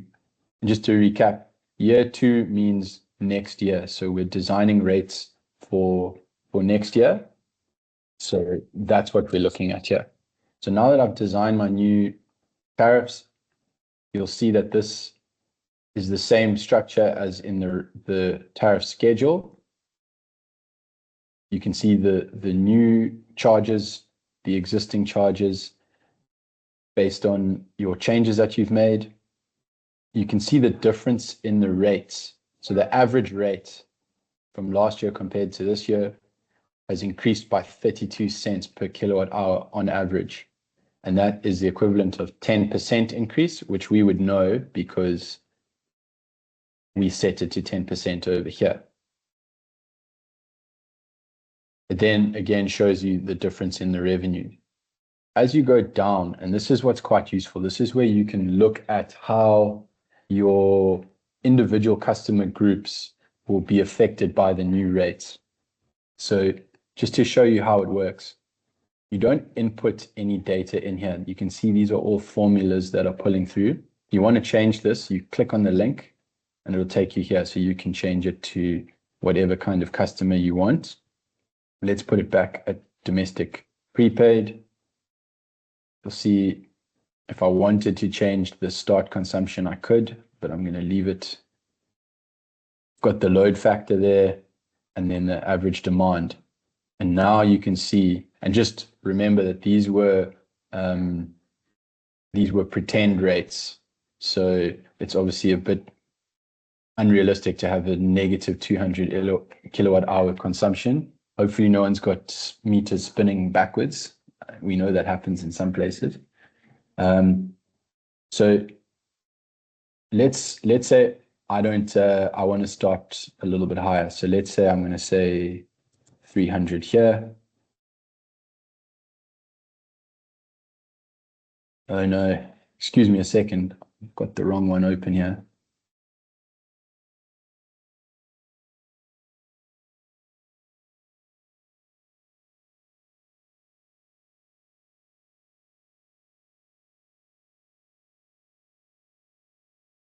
Just bear with me, sorry.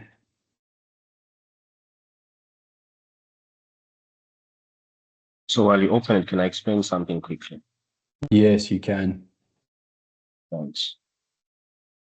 So if you look at those graphs in the cost of supply tool, right, you are going to see certain variables, right? You are going to see price, you are going to see consumption, you are going to see load factor, right? So sometimes you will see that as you use more electricity, the more you pay, which is obvious and expected. But you're going to see something interesting, that when the load factor increases, right, the less you pay for electricity. So what does that mean? Just waiting for you, Nick. So what does that mean? It means, let me make an example. If I put a transformer, 1,000 MVA transformer for Nick Sims, right?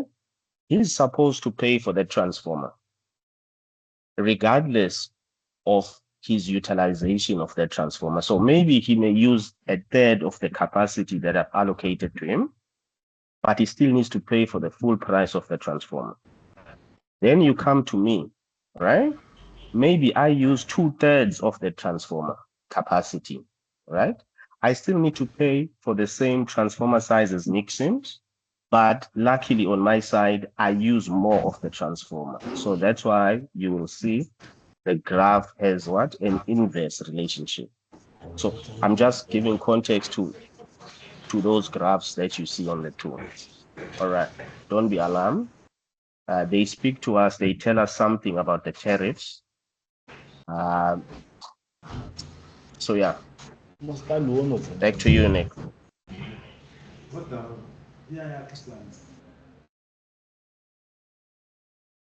Yes, thank you, Sina. Sorry, I obviously haven't been, you can see I've got my autosave turned off, which was maybe a mistake.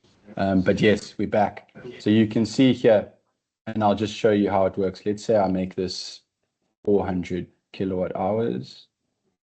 You'll see here, now I've got a nice spread of different Yes.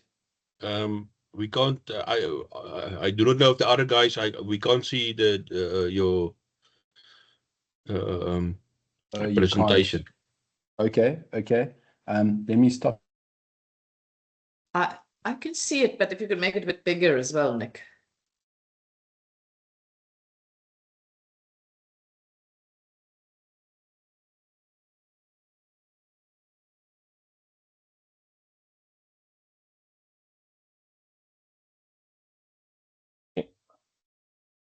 Have we lost Nick, or it's just me?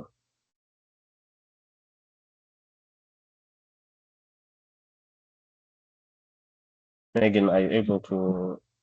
Are you still with, Yeah, let me us? get hold of Nick and see what's happened to him. All right. So maybe let me buy some time for him. So back to those graphs, right? Maybe I have time to explain a bit more, right? So essentially, the summary of what Nick is trying to show us, right, is that as you change a tariff, or you increase or you decrease a tariff, right, there are bill implications, both on the customer, and then there's revenue implications for you as a unit, right? So the billing implications on the customer, right, of course, they change as the customer uses more and more electricity, which is what we saw with Chris Gower's presentation. So that is straightforward, right? So the more you use, the more you pay, right? But then if you look from a municipal perspective for your own revenue, because you must still be sustainable, if a customer has, for example, what you call a volumetric tariff, just a variable rent per kilowatt hour, versus a customer with a basic charge, a fixed charge, and a variable charge, all right? So for you as a customer, if you look at your own revenue, right, you will see that it doesn't matter much how much electricity a customer uses, because there is a fixed component of revenue that you can expect from it. Right, Nick, before I give back to you. So in a nutshell, that is what we are trying to see. Right. And of course it's a nice graph. Nick, back to you. Thank you, Sinal. Sorry, everyone. I think my computer got a bit of stage fright and just froze. So are you able to see my screen now? Yes, Yes, maybe zoom a bit. Numbers small. Okay, great. Okay, I'll zoom in. Thank you, and apologies for that. So let me recap. That was a bit disjointed. So what you can do here is you, on the rate impact summary year 2 tab, you've now looked at your tariffs that you've designed, and you can come down here and you can look for every customer category. You can see how they will be affected at varying levels of consumption. So in this example, we start with a domestic prepaid customer. If they were to consume 100 kilowatt hours, all the way down to 700 kilowatt hours. And you can see that in last year's tariffs, they had a fixed charge of R297 a month, and an energy charge that resulted in them spending at 100 kilowatt hours, R212 for a total of R500. This year, if they consume 100 kilowatt hours, they'll be spending R253 basic charge, R199 energy charge, and R75 demand charge, for a total of 526. And what that means is that their bill has increased by 18 Rand from last year, which is 3.6%. As their consumption goes up, their bill increases, and you can see that at 700 kilowatt hours in the month, their bill is now 386 Rand higher, which is the equivalent of 21.7%. So this is, at the end of the day, what a lot of customers want to see, is how are these new tariffs going to affect me? This is also useful for you as the municipality, because you can see, wow, I've added this demand charge, and you can see that's really jacking up the prices as the consumption increases. So maybe that's something I need to think about. Maybe I need to come back to my tariff design and look at these demand charges and say, maybe I need to make that smaller, or maybe I just need to take it away completely. So I make that 0, and I make this, let's say, just a round number, 80%. That means my fixed charge will be 20%, demand charge 0%, and my energy charge 80%. I can then come back here and see, okay, wow, how does this change everything? So actually, the bill will be cheaper at 100 kilowatt hours, and it won't change my consumption at it won't change my bill at 700 kilowatt hours. So you can experiment and see how your rates will affect the customer's bills. So I think that this is quite a powerful tool, and Zibu in his tool has built this out so that you can see all of the customer categories in one place instead of having to change it. So here you can see, if I want to see how this affects a different customer, I need to change it. as so, like so, and then say again, I want my consumption to be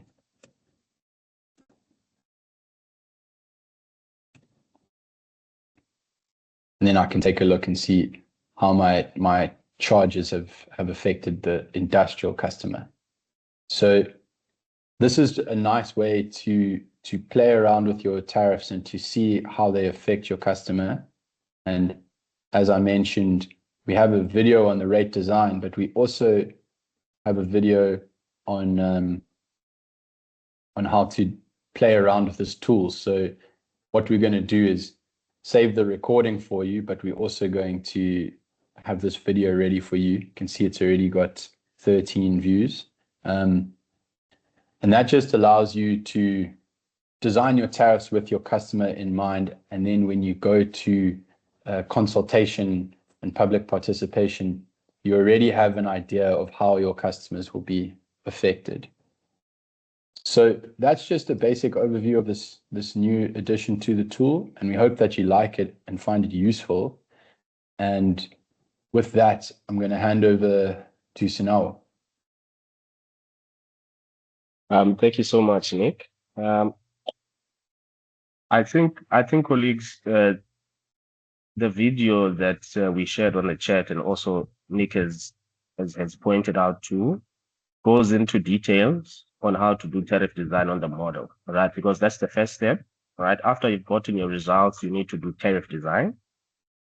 And then once you've designed tariffs, then you assess their impact, right?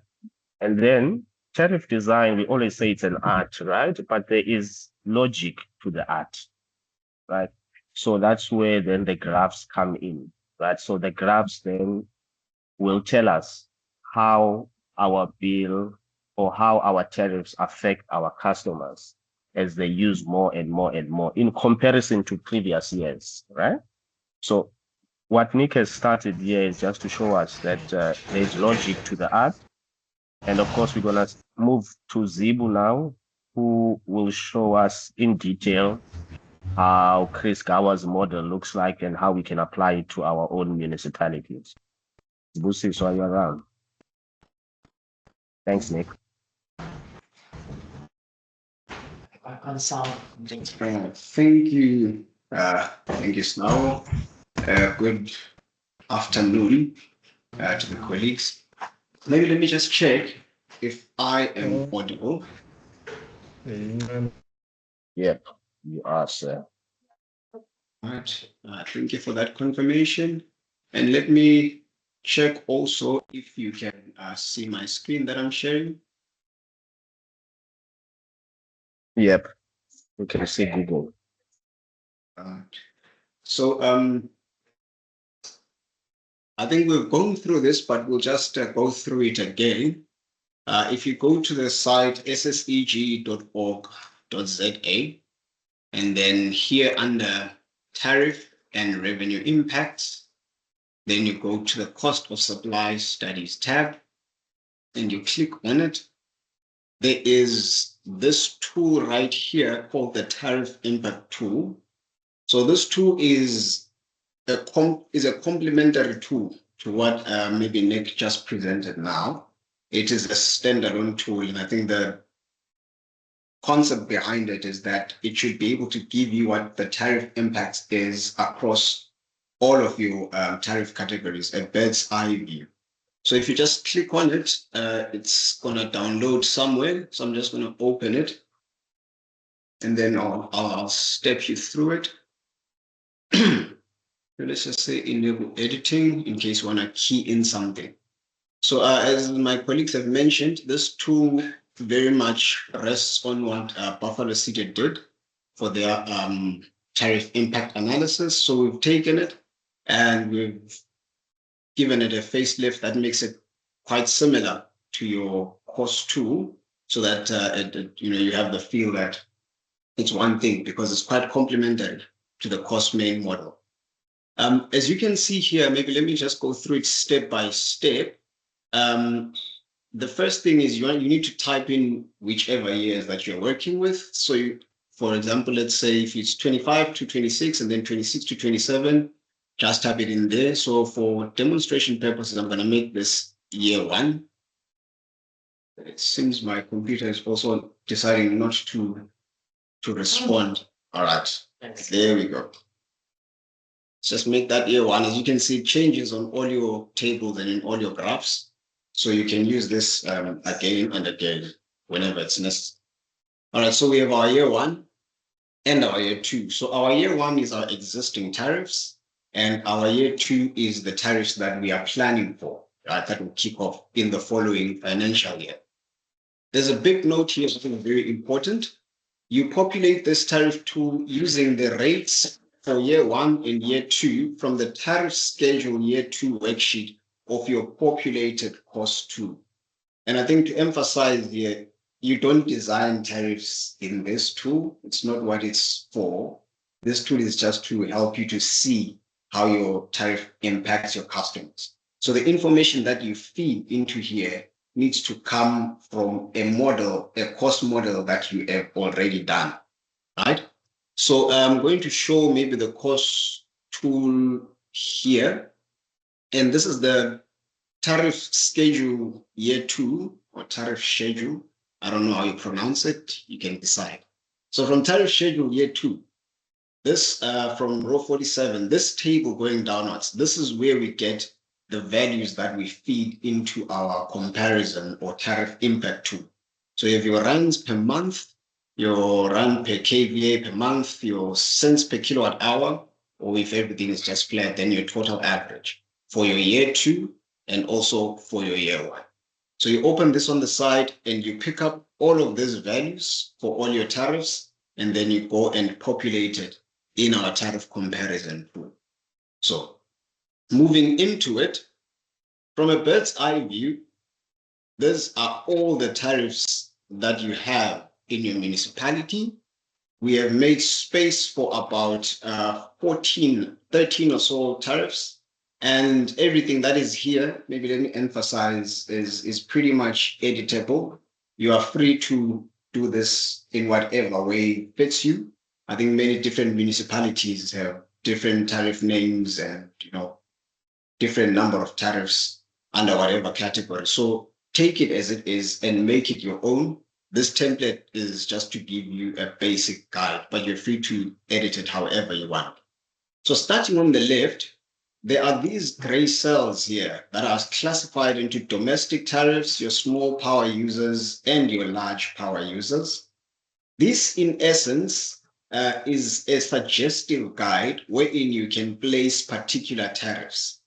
The reason why this is important, it's not dogmatic, but the reason why it's important is here at the bottom, if you move with me to the bottom, you'll see that there are these tabs here, and they're classified into 3. We'll get into them just now. You have domestic tariff comparison, you have small power user tariff comparison, then you have your large power user tariff comparison. These tabs are going to compare under, for example, let's say domestic tariff comparison. You're going to have all your domestic tariffs here. And under small power users, you're going to have all of these tariffs that you have listed here. They're going to appear under this particular tab. So for example, if you end up having, you decide, okay, you have your domestic tariff, maybe let's say somewhere here in row 22, you'll know that the comparative graph for this one is going to appear under LPU tariff comparison simply because you've placed it here. So this is not dogmatic, it's just a guide to help you find some of the graphs that we will talk about later. You then, you can now fill in under this row. I think if I'm moving too fast, colleagues, please just let me know. I think I've worked on this, so I know it quite well. Sometimes you get too quick if you know it well when you're speaking to people that maybe are seeing it for the first time. But my capable chair there will advise if we are moving very fast. All right, so under this column, under column C, we have the tariff category. You can write maybe whatever numbers represent the tariffs that you have. And then right next door to it, we have your tariff description. You can now type in whatever name of your tariff you have. And then as ideally as possible, these need to be names that are that people or your users are familiar with. because the whole point of this tool is to, when you do your stakeholder engagement, people will see something like this. You can make a printout of this, or you can take snapshots of this, even when you submit it to the regulator as well. When they do your tariff impact assessment, at least these descriptions need to be something that people are quite familiar with. And then per each tariff, we have year one. So first we start with completing the values for year one before we get into year two. We have split into 3 tariff components, if I can put it that way. The first column gets your basic or your fixed charges. These are your rands per month. And you get this from tariff schedule year 2 of your cost model. And then next to it is your average demand charge for that particular tariff category. And then on to the right, you have your average energy charge. So the way in which this has been ordered, it has been ordered in a similar manner to what you'll find in your tariff schedule year 2, to make it quite easy to transfer data across, right? And if you are going to decide maybe to copy and paste some data, I kindly advise you to right-click and paste, maybe for example, as values, right? Don't just paste as it is. You'll bring in some formatting or some formulas from elsewhere, but rather right-click and paste as values. So you'll see where you do not have demand charges, as is the case here for some domestic customers, just put a 0 there. So the tool, or at least this spreadsheet, has been designed with the capability to accept these demand charges on every line here, because things differ between municipalities. So for example, you find that other metros might have a demand charge, or might have not a demand, but a basic fixed charge on some domestic areas. Other metros do not, municipalities do not have. So everything is ready in essence. So where you do not have that kind of charge, just put a 0 and we'll leave it as is. So this is where you put your year 1 values. And then right next to it is where you put your year 2 values. And your year 2 values come from tariff schedule for year 2 from your cost of supply model. So once you've put in those values, you are going to get this important piece that we'll now quickly discuss, which speaks to the charge increase or decrease for that tariff category. So simply, these blocks of cells here, or these columns, calculate year 2 minus year 1. And they give to you your changes as you move into year 2 in rand value. So this is very important, I think, if you want to see how much it is in terms of like rand value. But just to emphasize that this is on the basic side, we have not yet factored in, at this point, you have not yet factored in what someone's usage is across a month. And you have also not factored in what someone's maybe KVA demand is for that month. So it is just a comparison of your rand per month, rand per KVA, and rand per kilowatt hour. So the other tabs that I'm going to talk to you about, they will give you the fuller picture when you say put in a certain amount of usage or a certain demand. Then you get to see the actual rand value per month that the customer will incur and what the total difference will be. Right, I'm believing and hoping that we're still together. I think this is more on the very simpler side. The next block is a similar one to the charge increase and decrease. And this block just puts everything in percentage terms, right? It puts everything in percentage terms. If you want to think of comparison across categories, especially for those that are similar, then percentage terms sort of like makes a better sense for that cross comparison. So we basically look at the change relative to what you have in year 1. And so, for example, for let's say my large power user was on a time of use tariff at HV, their basic fixed charge will increase it by 4.81%. So there's an increase right across the board here. But the tariff just under it, there's a basic charge increase of 11, a demand charge decrease of over 11.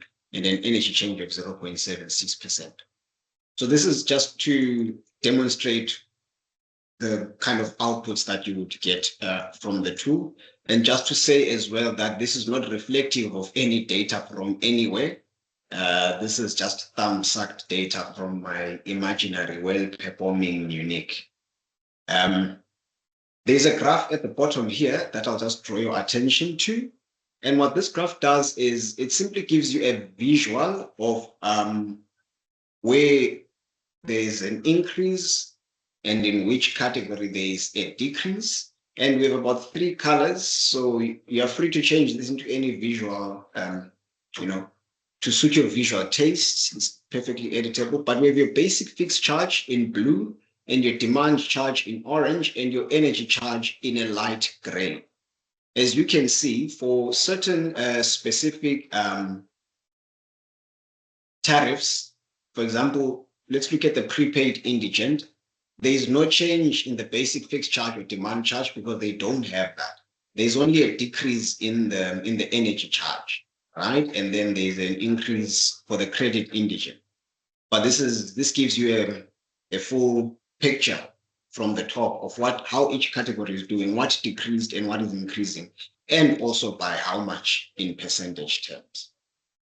So this is the main part, or at least the bird's eye view of this tariff impact comparison tool. If we move a little bit to the right, we are going to have, maybe let's rest here a little bit, some inputs that are required from you. And on this small table right here that I'm highlighting, you are required to enter the average demand per month for a customer per tariff category. So of course, we don't really charge, or at least most uniques do not charge or do not measure the demand for domestic, but maybe from your small power users, you may start measuring that going all the way to your large power users. So this value here will be the average demand of the average customer in maybe on someone who is on a time of use, who is a large power user and is connected at LV. So in this imaginary case, their average demand for that month is 1,200 kVA or 1.2 MVA.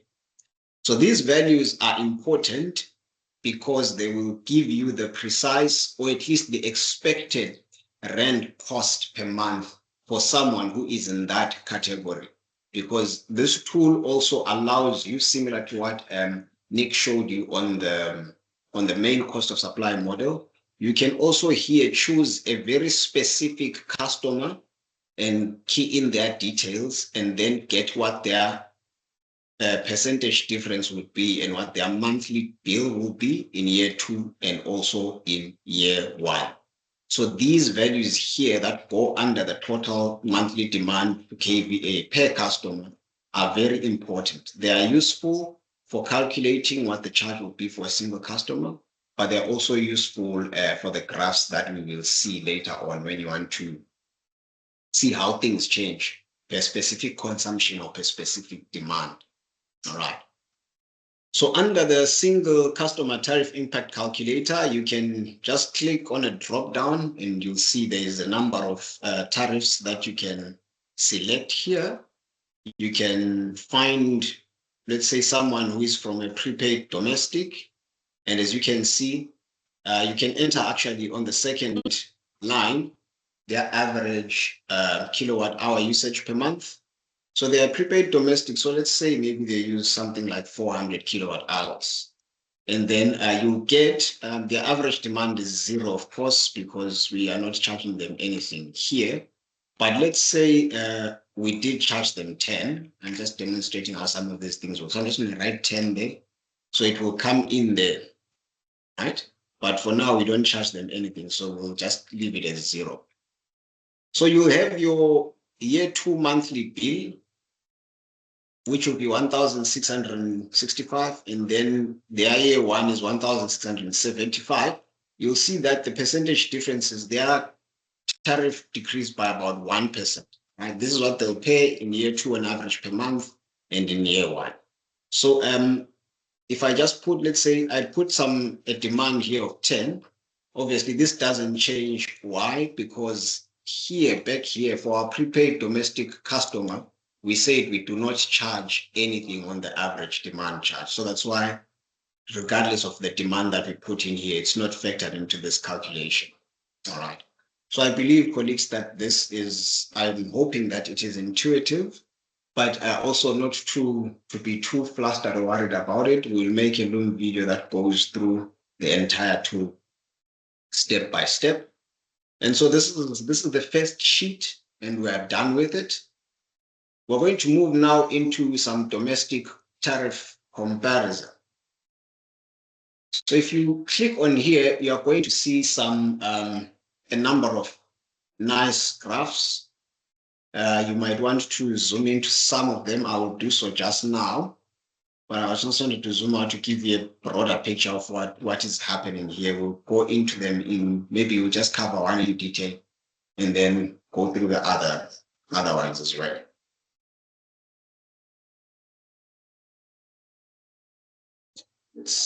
Okay, I hope this is a bit visible. Maybe let me do this, and then we'll scroll as is needed so that the colleagues can see. So apologies for my previous tab. I think I was not zooming in much enough, but in the video that we're going to make and share, things are going to be zoomed in quite well. I think you will not have to struggle. Right. So each and every graph has a title here, and the title here just depends on whatever you inputted in the first sheet as the tariff tagline or the name of that tariff. And on column B, right from the get-go, you have your usage, and our usage now stretches from 600 kilowatts hours per month to about 1,000. Right? This is what your credit domestic customer is using. So please feel free to edit this as per what you normally see in your municipality. These consumptions are just quite suggestive and very much thumbsuck. Feel free to edit them. And then everything else that is here comes from the inputs that you have had. So you don't need to touch anything here, which is a very good thing because it's less work. What you might want to touch on is the usage, right? Then if the usage is also fine, then you just have to sit back, relax, and watch the numbers. All right. On this side, this is coming from year 2 as well. And what would be quite important maybe or of interest to you is the rand increase or decrease and the tariff percentage increase or decrease. Maybe the rand increase or decrease is much more intuitive. So on this block, we'll be looking at how much does the tariff increase or decrease if someone uses 600 kilowatt hours? And then if they use about, let's say, 1,000 kilowatt hours, what would be the difference, say, in their bill, right? So these differences are quite, in this particular case for these numbers, they are quite minimal. So you can see them there, and then you can also get your tariff percentage increase and decrease. And then if you move a little bit, so all of these, just to reiterate, they are based off of the difference between the year 2 and year 1 divided by year 1. So this is the percentage of what someone is currently experiencing. I think these might be things that might be necessary to clarify when you communicate with some of the public. So this is the graph for those people who are more visually inclined. You can see for 600 kilowatt hours, the tariff, the fee is going to decrease by about minus 1.04%. And for someone who's with 1,000, it's there at about minus 1.13. And you'll see that these are basically almost linear, right? And this is largely because for this tariff category, everything is almost entirely dependent on your kilowatt hour charge, because you don't charge your demand, and also you do not charge your fixed charges. So if it's only kilowatt hours and you have a flat kilowatt hour cents charge, then Y is equal to MX plus C. It's going to be a very straight line there. So this is what you get for your domestic customers. And so for all the other tariffs that are listed under the first 4 under maybe domestic, you will see it here. And just one more, this is a credit indigent from 100 maybe to about 300. If you move over there, you will see that it's also quite stable. There's no difference there. So that's it, at least for the domestic. Then if you move on to our small power users, also it's a very similar structure. This is the big overview picture, but I'll just go I'll highlight just to show you that the usage changes to match at least some of these categories. And then also on this side, you are going to have your graphs as well, showing you the percentage changes. What happens when someone decides to consume more and more, right? And these graphs already factor.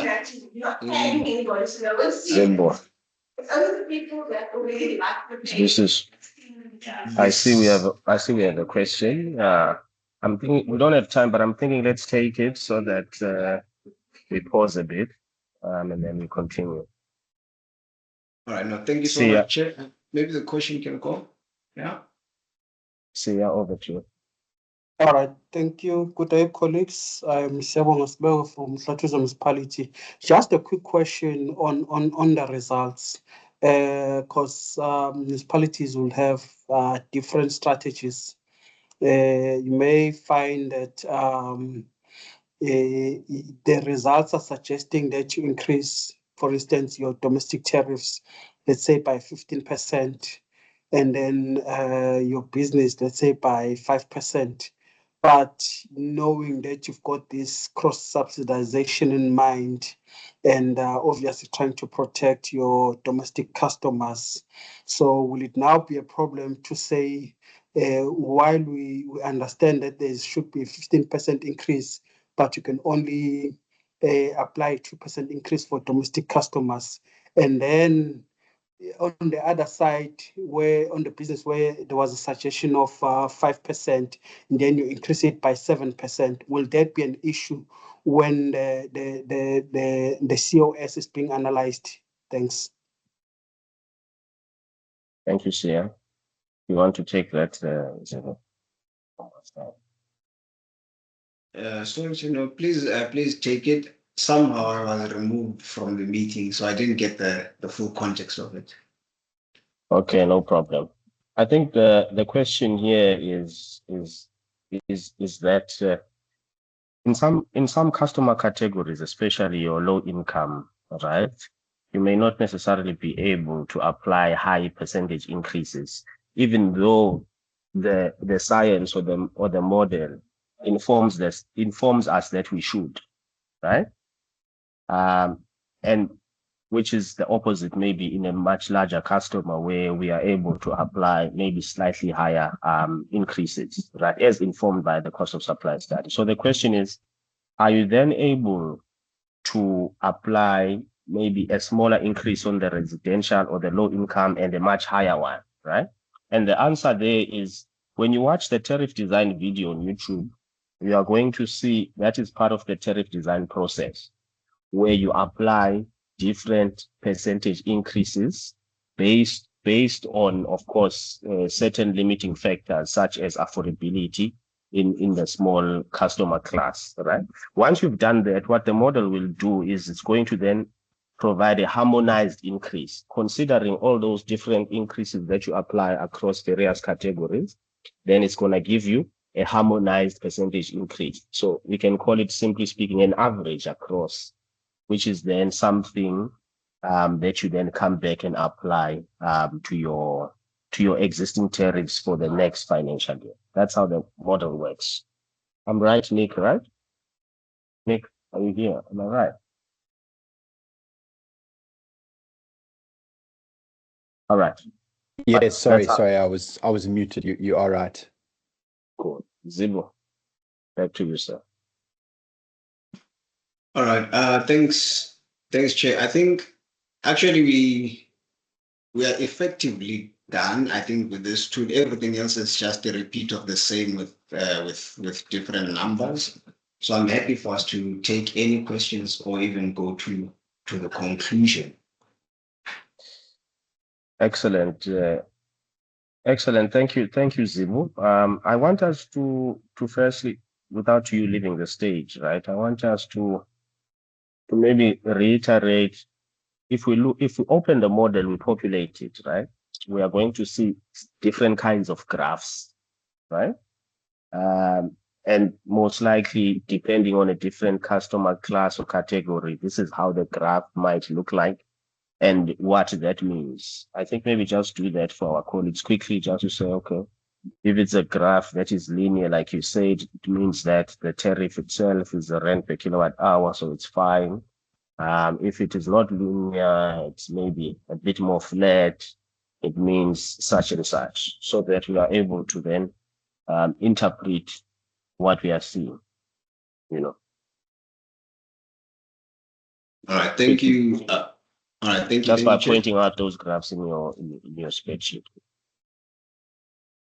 All right, let me reshare my screen. Can we, do we, Perfecto. Is it visible? Okay, that's fine. So let's go through, maybe let's say here, start by the domestic tariff comparison. All right, so we have this graph. Let's start with the one at the bottom. So this is our credit indigent, and I'm just going to move it slightly. So you'll see here that this graph is flat, right? It's quite flat, and it is 1.82 right through. So what this simply means, colleagues, is for this category, you are only charging your sorry? No, continue. All right. So it means for this category, you're only charging your rent per kilowatt hour.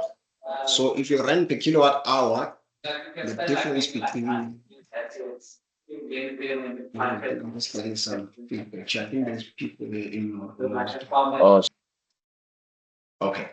Thanks so much. All right. So if it's just flat like that, colleagues, it means that you are charging your customers just the rent per kilowatt hour value. So the percentage change between year 2 and year 1 does not have any, it does not differ with as consumption goes because the rent per kilowatt hour is constant.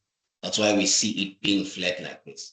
Then if I move up a bit, you'll see others that are pretty much straight also, but if you plot it, it will be a straight line, but however, it is not flat. So this is an indication that there is a constant charge, right? There is a constant charge there.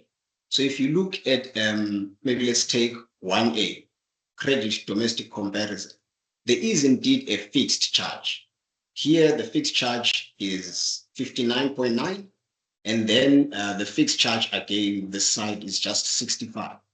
So the reason why then this would be a straight line still, although it is not flat, it's not flat because there's a presence of fixed charge, but that fixed charge does not change with consumption. It's just flat, right? We don't have anything that changes there. Hence, it is also still a straight line, right? I hope that that sort of like makes sense. It's increasing or decreasing at a similar rate simply because there is a constant. There's a difference between the fixed charge of year 2 and the difference between the fixed charge of year 1. So your total difference, maybe let's say for this category, is due to the energy charge and also due to the difference in the fixed charges. So this acts as a constant. Then you'll see, colleagues, there's maybe let's find a graph. Hopefully there's a graph that speaks to it. I think I'll find, let's see if there's one that speaks to it much better. Maybe let's find here. Let's look at SB2 comparison, where there's an increase, but the increase is not linear. So you do have your fixed charge. Okay, let me see here what see what happened here. Okay, I think okay, this one will make me lose my train of thought, but let me find one that has a demand charge. I think there's the demand charge is in effect somewhere here.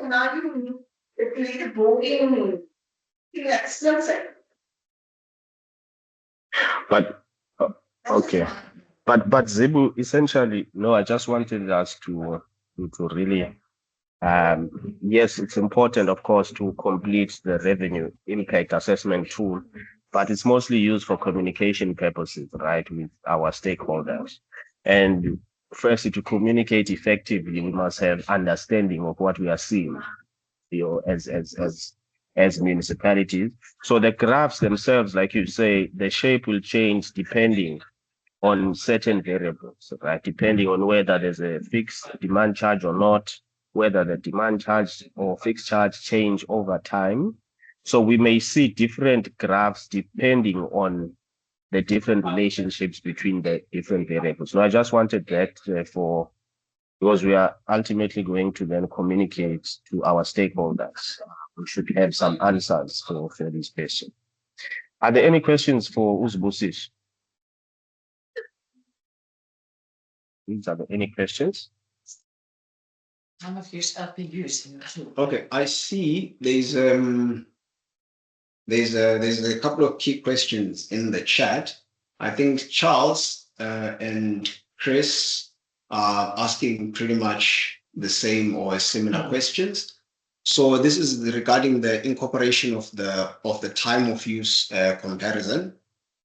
So it is coming from the average from your COS main model. Maybe if I can share it here.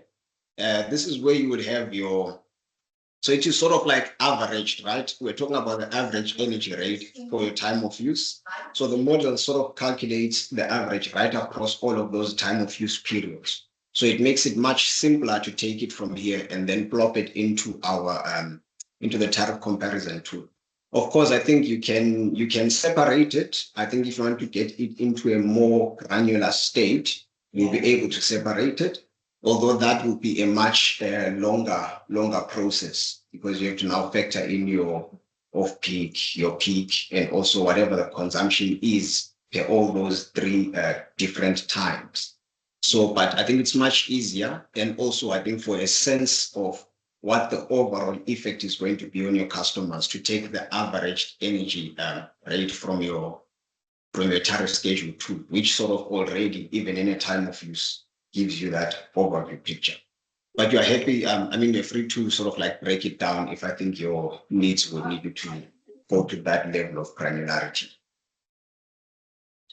Thank you, Zulu. I think what you're emphasizing or what you're reminding us is that these tools work together. So the cost of supply tool is already summarized or calculated an average across your different times of use, a weighted average. And then, of course, on our side, then we take that and populate the model. But of course, one has the option to increase the granularity and introduce time of use even in this tool. I hope Charles and Chris are covered. There was a hand up and then now it's down. Does the colleague want to return with their question? All questions are welcome. All right, going once, twice, gone. I suppose maybe it was a similar kind of question. All right.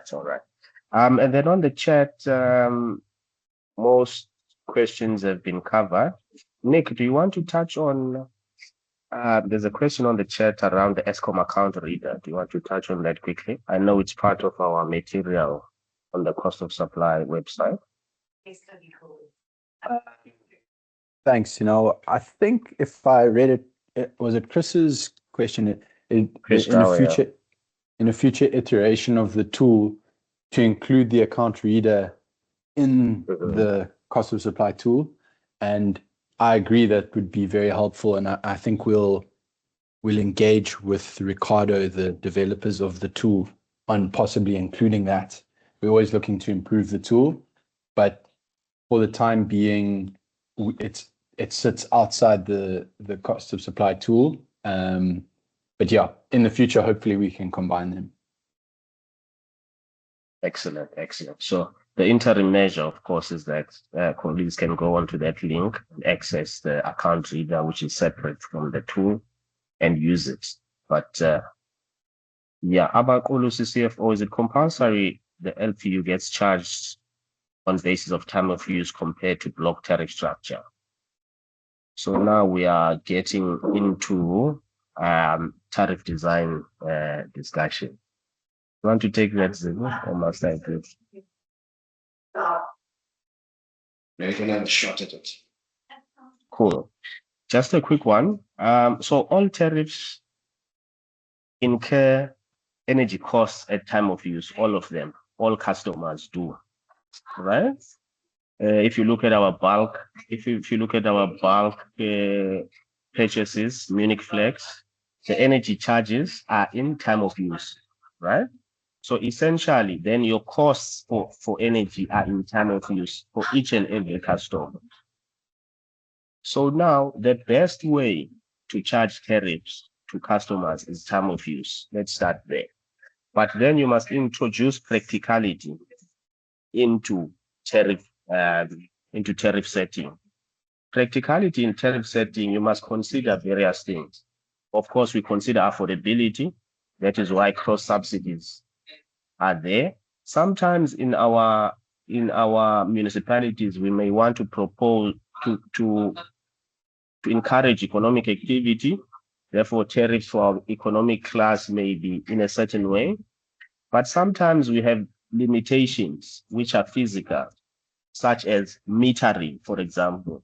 If I want to charge a customer a time of use tariff, it means I must have a meter, which is expensive, a meter to meter the different times of use, and then create bills, right, through the billing system on a continuous basis for electricity usage at different times of use, right? So why then we find time of use in larger customers? Because larger customers, of course, we can bear the cost for those time of use meters, and accuracy at that level, because they are the bread and butter of our municipality. Accuracy is compulsory. But time of use is how we all incur tariffs, and it's just those limitations that exist that prevent us from introducing it across the board. Just like inclining block tariff, it was introduced for a particular reason. It's not how we incur the cost.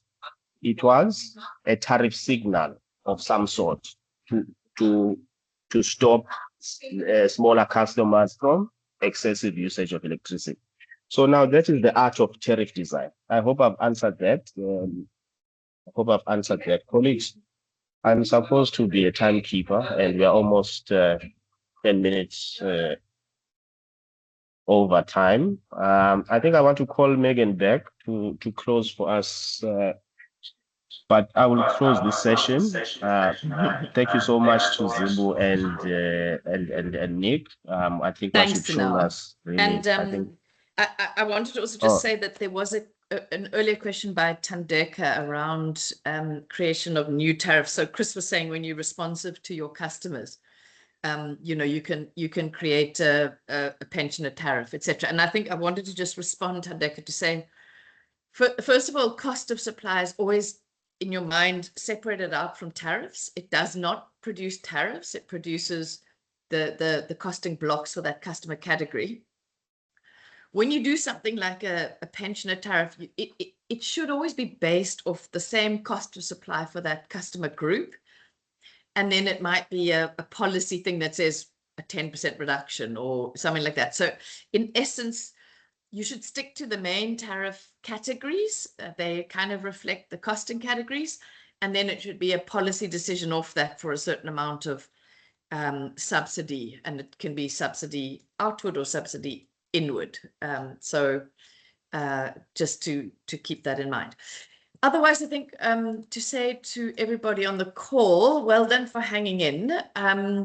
We are aware that to do a quite complex topic on a large call as a webinar is not really ideal. As you know, right up until last year, March, we were doing the kind of 5-day cost of supply training. We weren't able to do that this year because there wasn't funding in place, but we really do hope as a sector that funding will come through. And this was the funding we had through the UK Pact project.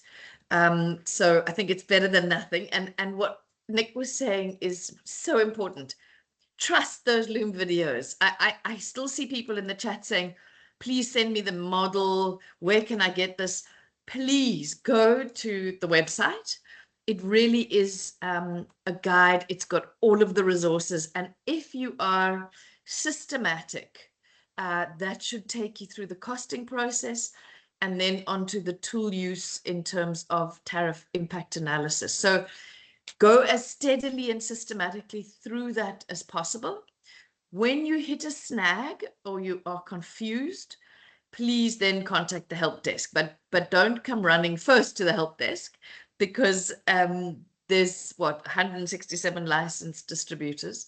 So we really do require you guys, as Nick said, to take the fishing rod and do the work yourselves, the homework yourselves. In conclusion, from our side, and again, by our, I'm meaning myself, ourselves as Sustainable Energy Africa, the regulator, and SALGO, we will assimilate the questions, the typical questions that came through that still require clarity from the regulator, and those include the important questions that Frank Hinder raised in terms of the City Power Court ruling. And we will hope to get responses to people on that fairly soon. So we will do that. I think there was also a suggestion that we would support putting together a kind of generic cost of supply methodology outline that you can use in your tariff policies. We had a good engagement with Chris Gower, which is why we invited him here, and we sort of drawn down his info. So we will be producing a lot of those frequently asked questions and the timeline into a little guide as well. So that will come through to you. And then I think the last thing on our side that we would commit to doing, I think I did capture all of it. And then of course the help desk. I see, Nick, that you've got a hand up. Do you want to quickly add something before we close? Yes, sorry, Megan. I just wanted to say I've also made a checklist. Nick? That I don't think you've unmuted. Hello? Can you hear me? Okay. We'll convey whatever Nick wants to say later. So interestingly there, Sinatemba Mbata in the chat is saying, can Nick take us through the Eskom reader tool one last time? So Sinatemba, there is a Loom video for that. So you will be taken through it. Oh, heck. Okay, sorry, my computer then just auto muted and I hear you guys could hear Nick. I was quickly just saying that the Eskom reader tool, first take yourself, Sinatemba, through the Loom video that Nick has done on that. And if you've still got questions after that, then come back to Nick. But please do use those videos. Nick, sorry, please come in again. Okay, can you hear me? Can you hear? Can anyone else hear me? We do. Yes, we do. We can hear you.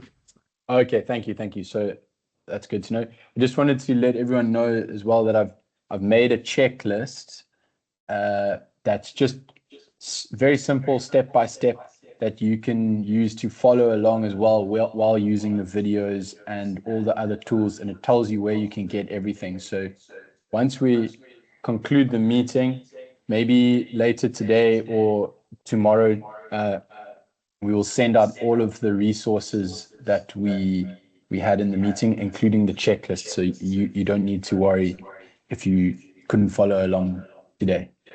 Thanks. And then I want to conclude by saying this work is only possible, this support is only possible through the kind support of funders. So this has been